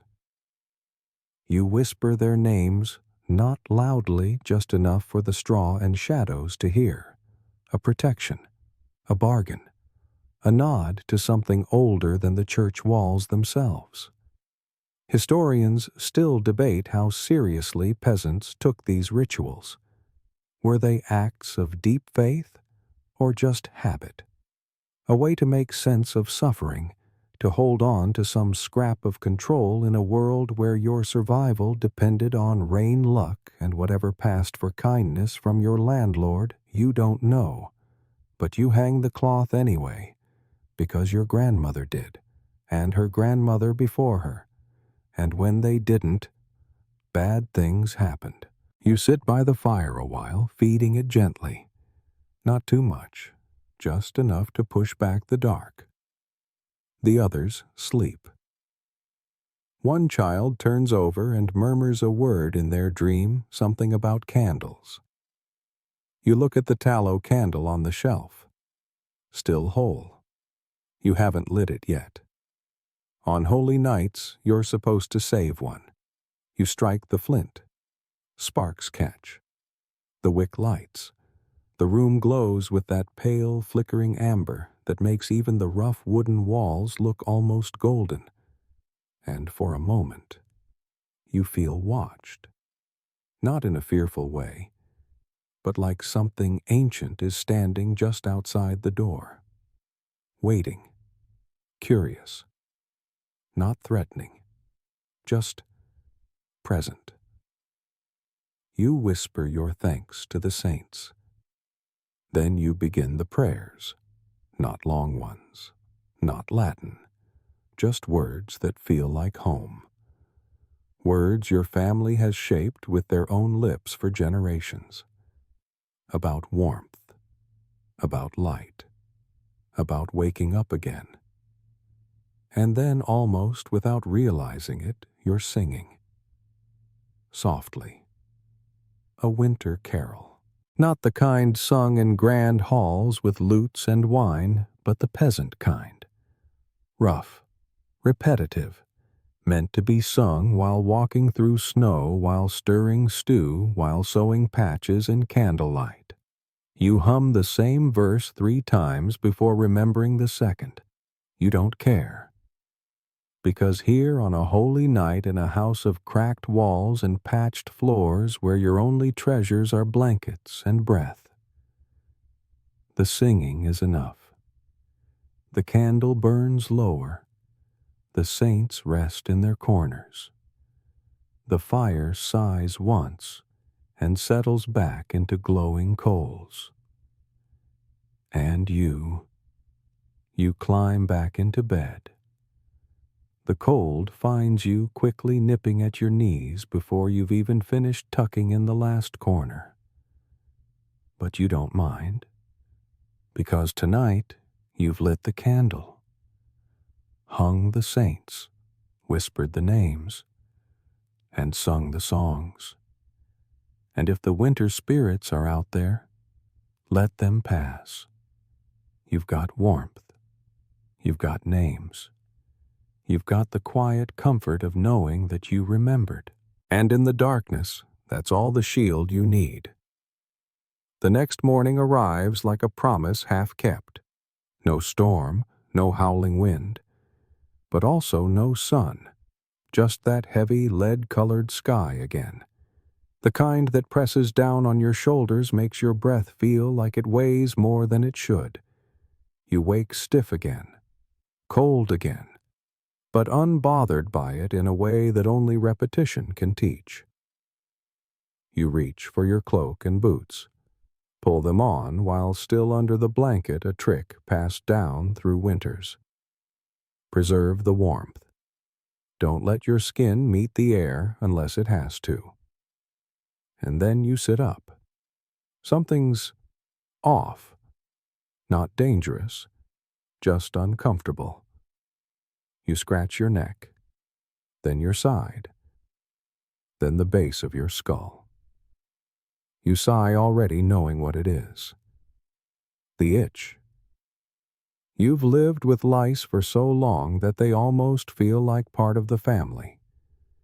They travel in the folds of cloth, hide in the seams of tunics, lay eggs near the warm spots behind your ears. And the only thing worse than the crawling feeling, the knowing they'll never really be gone.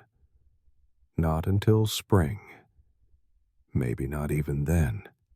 You sit by the fire, stirring the ashes, scratching idly with one hand and holding a cup of weak ale in the other.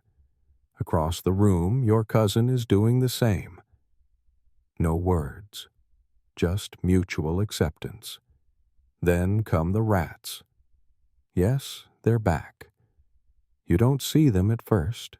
You hear them. Tiny clicks along the rafters. The faint sound of a scurry behind the grain bin.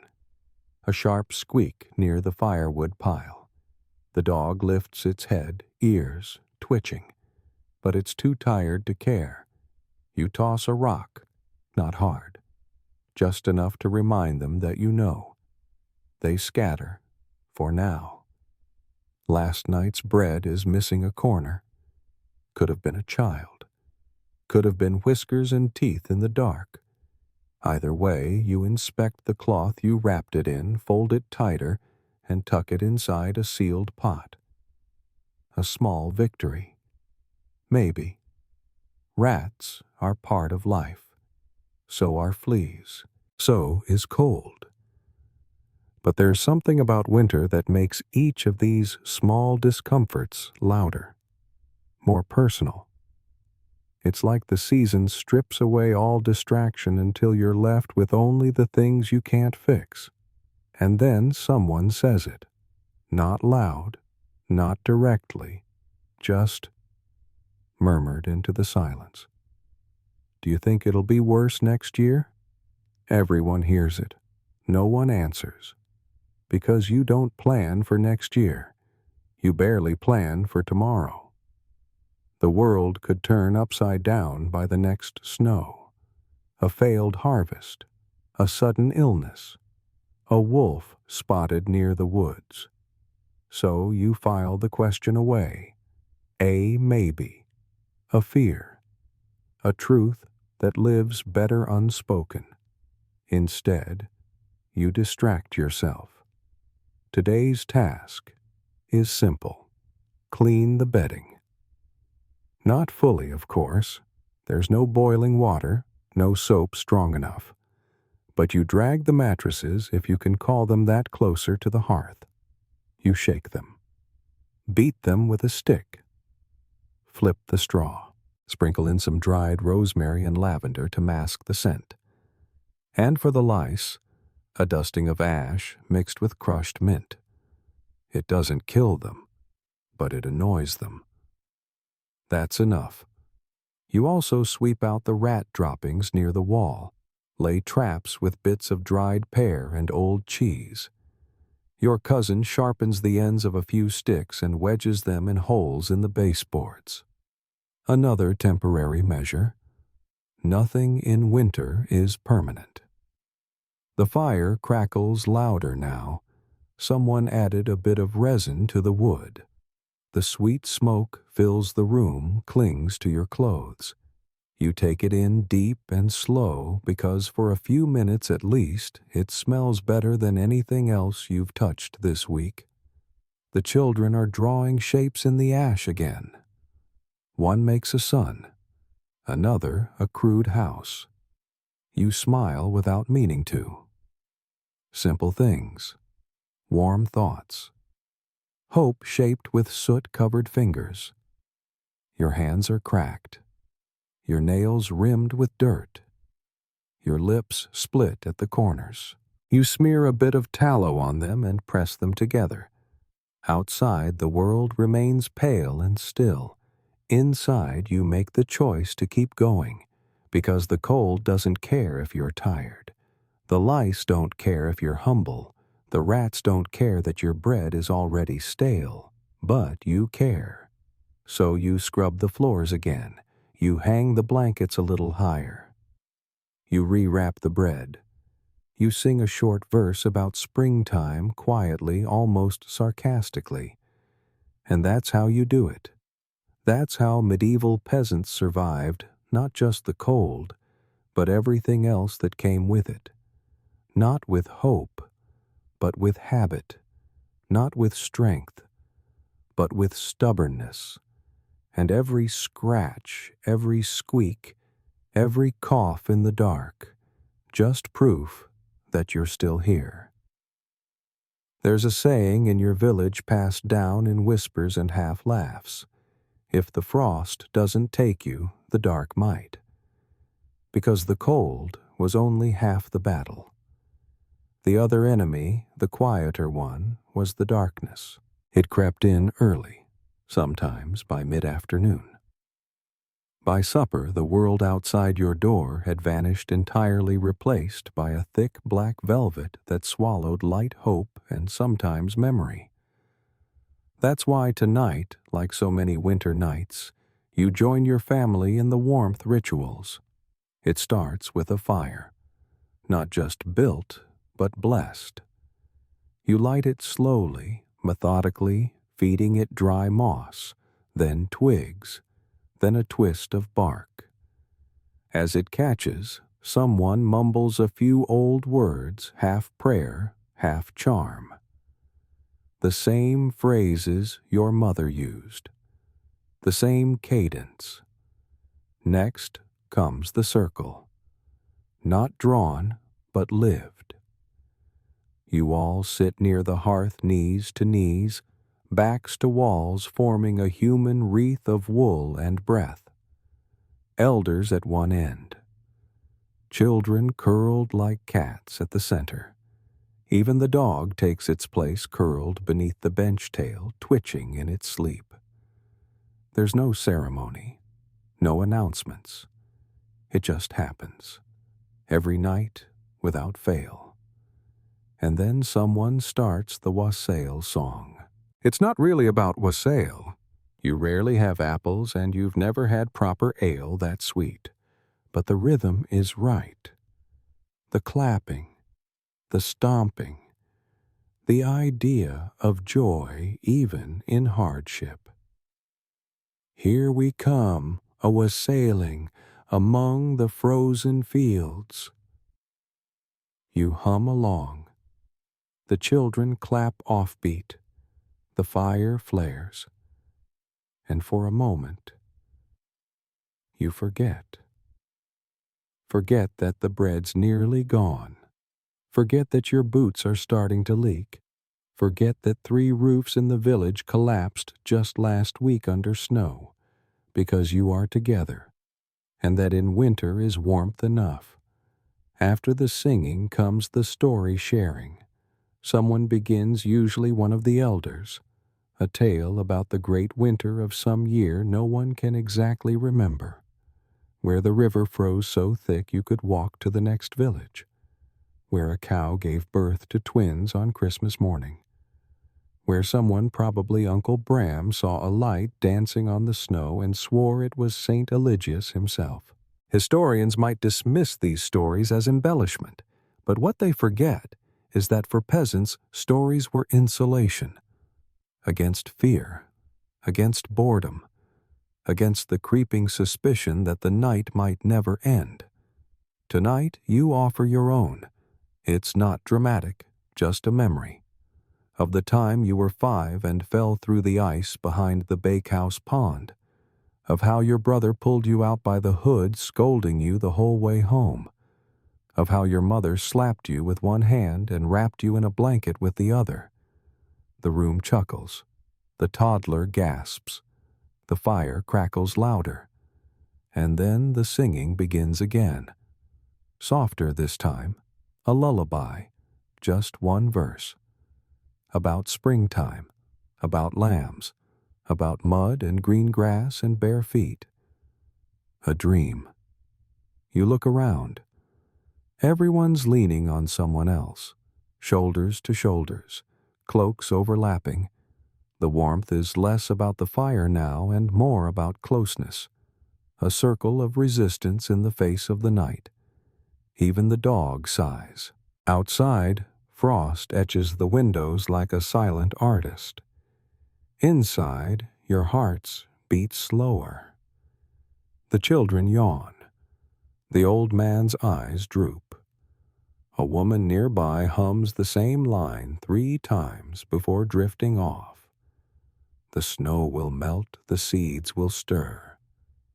You whisper the end of the line. And sun will find us here. Then you lean back. Let your body rest.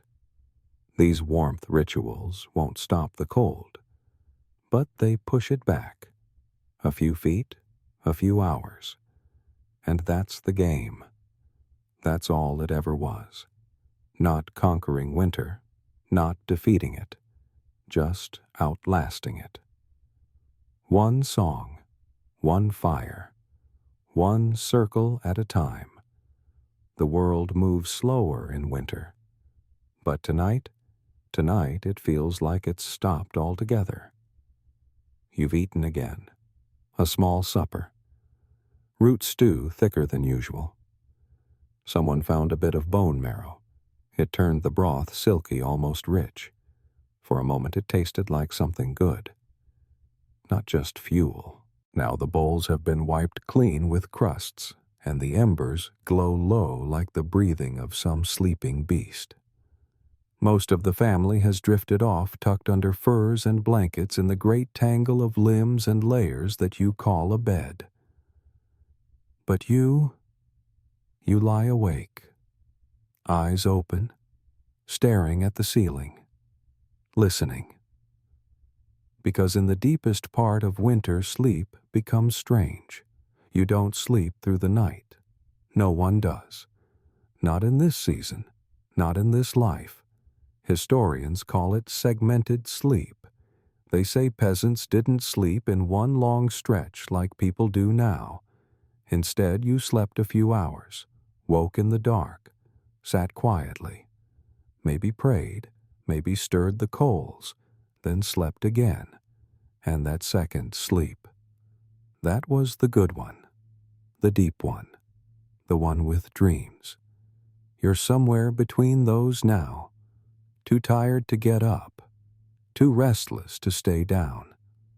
And that's when your mind begins to drift, not forward, but backward, to autumn, to harvest, to before the cold.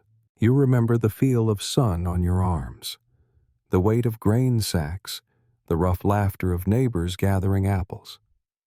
You remember barefoot walks to the stream, green things, sweet things, things that didn't hurt your teeth when you chewed, and you wonder, will it ever come back? You know it will. Of course it will. It always does.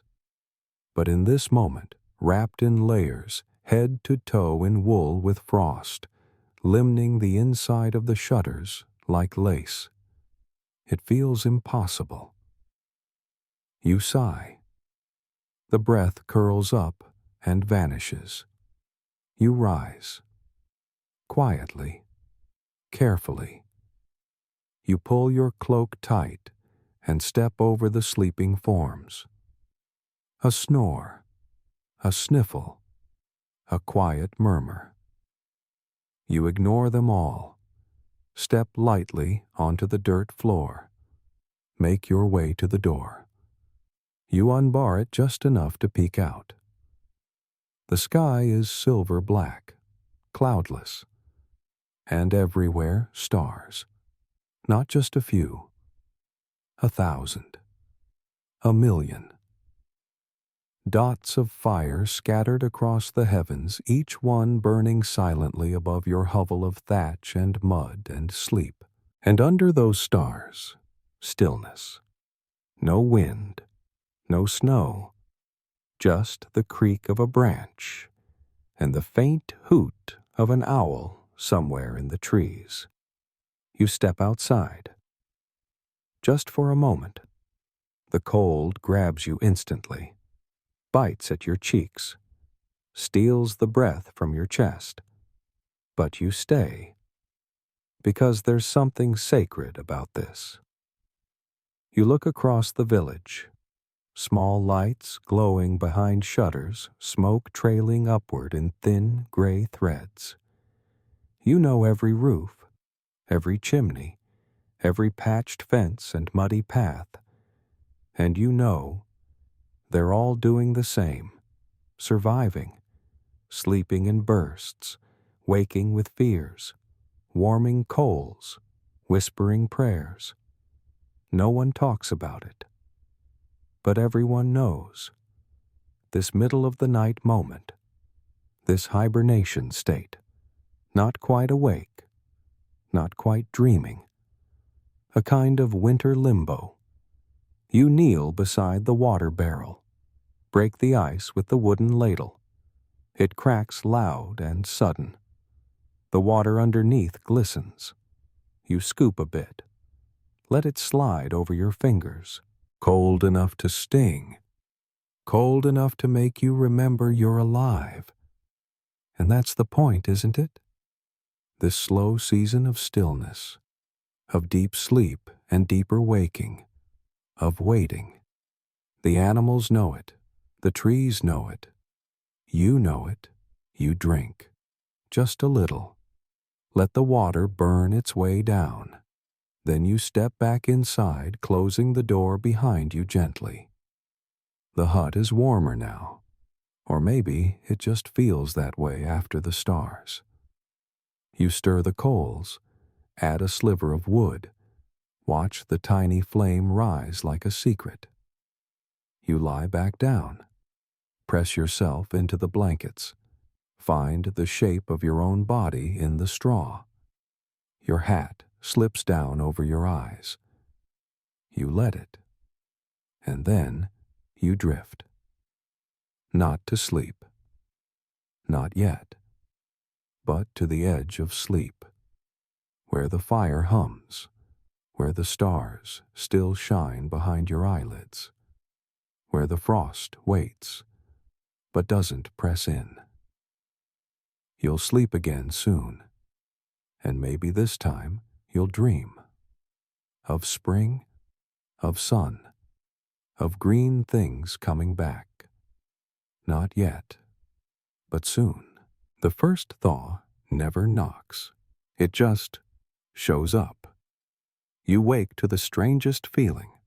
Not warmth exactly, but less cold. Your breath still fogs in the air, but it hovers a little longer before disappearing. The floor is still hard under your feet, but the chill no longer climbs your spine like a vine made of ice. You pull back the shutter and blink. There it is. Drip.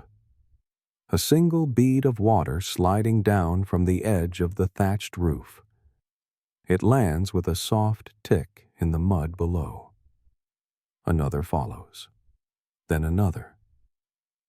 You step outside in your boots, not bothering with a scarf. You shouldn't. This could still be a trap. The frost always has one last trick, and sometimes the first thaw is just a tease. But you step out anyway, because it's there. You smell it before you feel it, the unmistakable scent of thawing earth. Damp straw. Last year's composted leaves poking up from under the snow. It smells like rot and hope. You breathe it in like someone who's been holding their breath all season. Down the road, someone is pouring water from a frozen trough. You hear the slosh, the splash. For the first time in months, it doesn't freeze on contact. The chickens are more animated, fluffing, strutting, pecking harder at the half-frozen ground. Even the dog trots ahead with a little more bounce, as if he believes the worst is over. But you don't. Not yet. Because you remember last year, the early thaw, the fool's spring. When the snow melted, the roads turned to soup, and everyone rushed to celebrate too soon. Then came the ice again, harsher, colder, with wind that seemed angry you'd dared to hope. You watch the sky. It's still gray, still low, but the air moves differently now, softer, not sharp enough to cut your nose. You rub your hands together less for heat than out of habit. Then something remarkable happens. You hear a laugh, a real laugh. From down the road, someone is joking about slipping in the mud. Two boys shove each other near the stream, splashing meltwater and shouting about whose boots are leaking worse. It's not much, but it's joy, raw and ragged. Back inside, the walls are sweating, literally. The packed mud warmed by the rising air, and the long burning coals is starting to bead with condensation. It drips slowly down, catching flecks of ash and dust as it falls. You set a few pans beneath the leakiest spots just in case. One last test from the thatch. One last chance for winter to remind you who's boss. Later in the day, the snow starts falling again. But it's different now. Wet, slushy. It doesn't stick the same way. It slops off the roof in chunks. You hear the muffled thud of melting snow sliding down the sides of homes, tumbling into puddles and ditches. You check your stores. The root cellar is low but not empty. A few wrinkled turnips. A sack of oats. 2 onions that have started to sprout but still smell sweet inside. The meat is gone, but the bones are still good for broth. It'll last, maybe a week, maybe 2. Long enough. You decide to open the door wide this evening. Let the air circulate. It smells musty inside, thick with smoke and wool and long nights. The children complain about the draft. You hush them. You need this. The walls need this. Because in this season, you learn to read signs like an elder reading bones. A drip means change. A soft breeze means hope. A laugh in the street means not yet joy, but maybe something close. You sit by the hearth, but for the first time in weeks, you don't add fuel. You just let it burn out on its own. Let the fire rest. Even the rats are quieter. Still there, probably. But they sense it, too, that something is shifting. The dog stretches in the corner and lets out a long groan before rolling onto its back, exposing its belly to the air. That's the real sign. He wouldn't do that if winter still had teeth. You smile just a little, not wide, not carelessly, but it's there, a twitch in the corner of your mouth, because you've made it this far. And if the thaw holds, if the road's dry, if the roof doesn't fall, if no one takes sick, then maybe, just maybe, the worst has passed. And for the first time in months, you let yourself imagine something green. Leaves, shoots, a sprig of mint near the well, a patch of wild garlic by the woods. Not now, not yet, but soon. You lean back. Let the fire fade. Let the wind carry out the smoke and silence. Let the evening fall without dread. You don't celebrate. You don't dare. But deep down, under the wool and the caution and the many layers of peasant patience, you exhale. Because the thaw has come, and this time it might stay. The final frost comes quietly. No drama, no storm, no sudden snap. Just a subtle stillness, one night, followed by a dawn that feels lighter.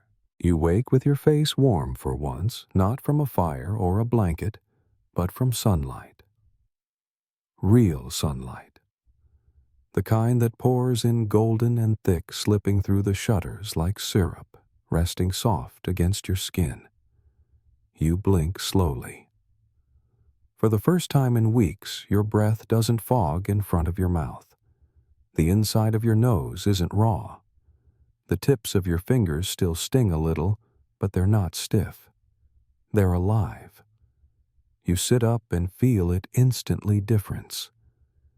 The air has weight again, moisture, warmth, a sense of promise you'd nearly forgotten existed.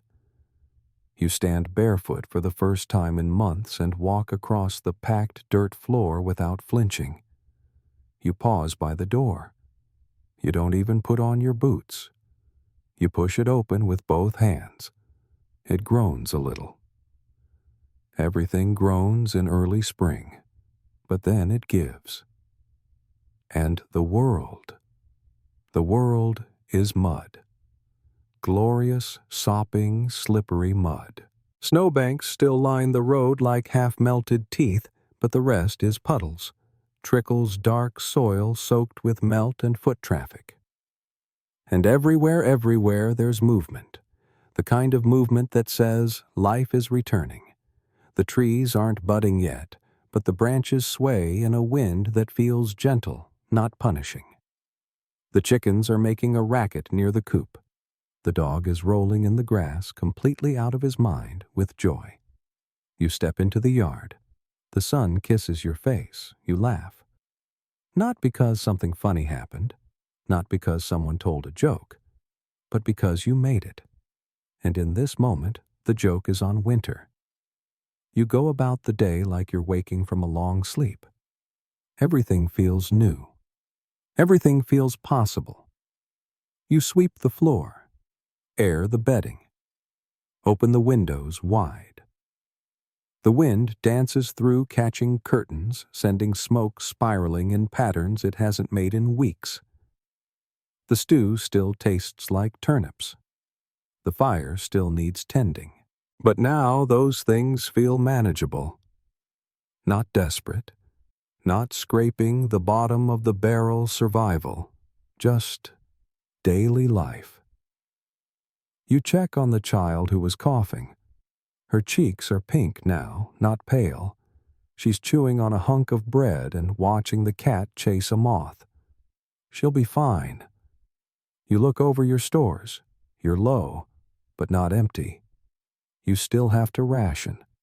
You still have to mend. But there's grass under the snow now. Green nubs poking through. the smell of wet bark and wormy soil in the air. The world is tilting toward color again. You walk to the bakehouse just before dusk. The path is soft underfoot. You wave at a neighbor for the first time in days. They nod. Everyone's still cautious. But you see it in their faces, too, that private, quiet hope. And when you return home, you find your cousin hanging laundry outside for the first time this year. It flaps in the breeze like a white flag of surrender and of victory. That night you eat quietly, but with ease. The room doesn't feel like a tomb anymore. It feels like a shelter, a space, a home. The fire is allowed to die down without fear. The candle is left unlit. The windows stay cracked open, letting in the hush of frogs waking up in the distance. You curl into bed with only 2 layers. Just 2. And for the first time since November, your toes are warm before you fall asleep. Not because someone else's leg is pressed against them. Not because of a coal pan. Not because of boiled stones or smoked dung, but because spring is near, and winter is done. Almost, but not quite. It will try one more time. It always does. One last frost. One last shiver. But now you know. You've endured worse. You've sung through it, itched through it, prayed, patched, layered, and laughed through it. And you'll do it again if you must. Because medieval peasants didn't survive the coldest nights through strength alone. They did it with rituals, with habit, with closeness, with fire, and with the unshakable belief that spring would always return, just like it has, just like it will, again and again and again.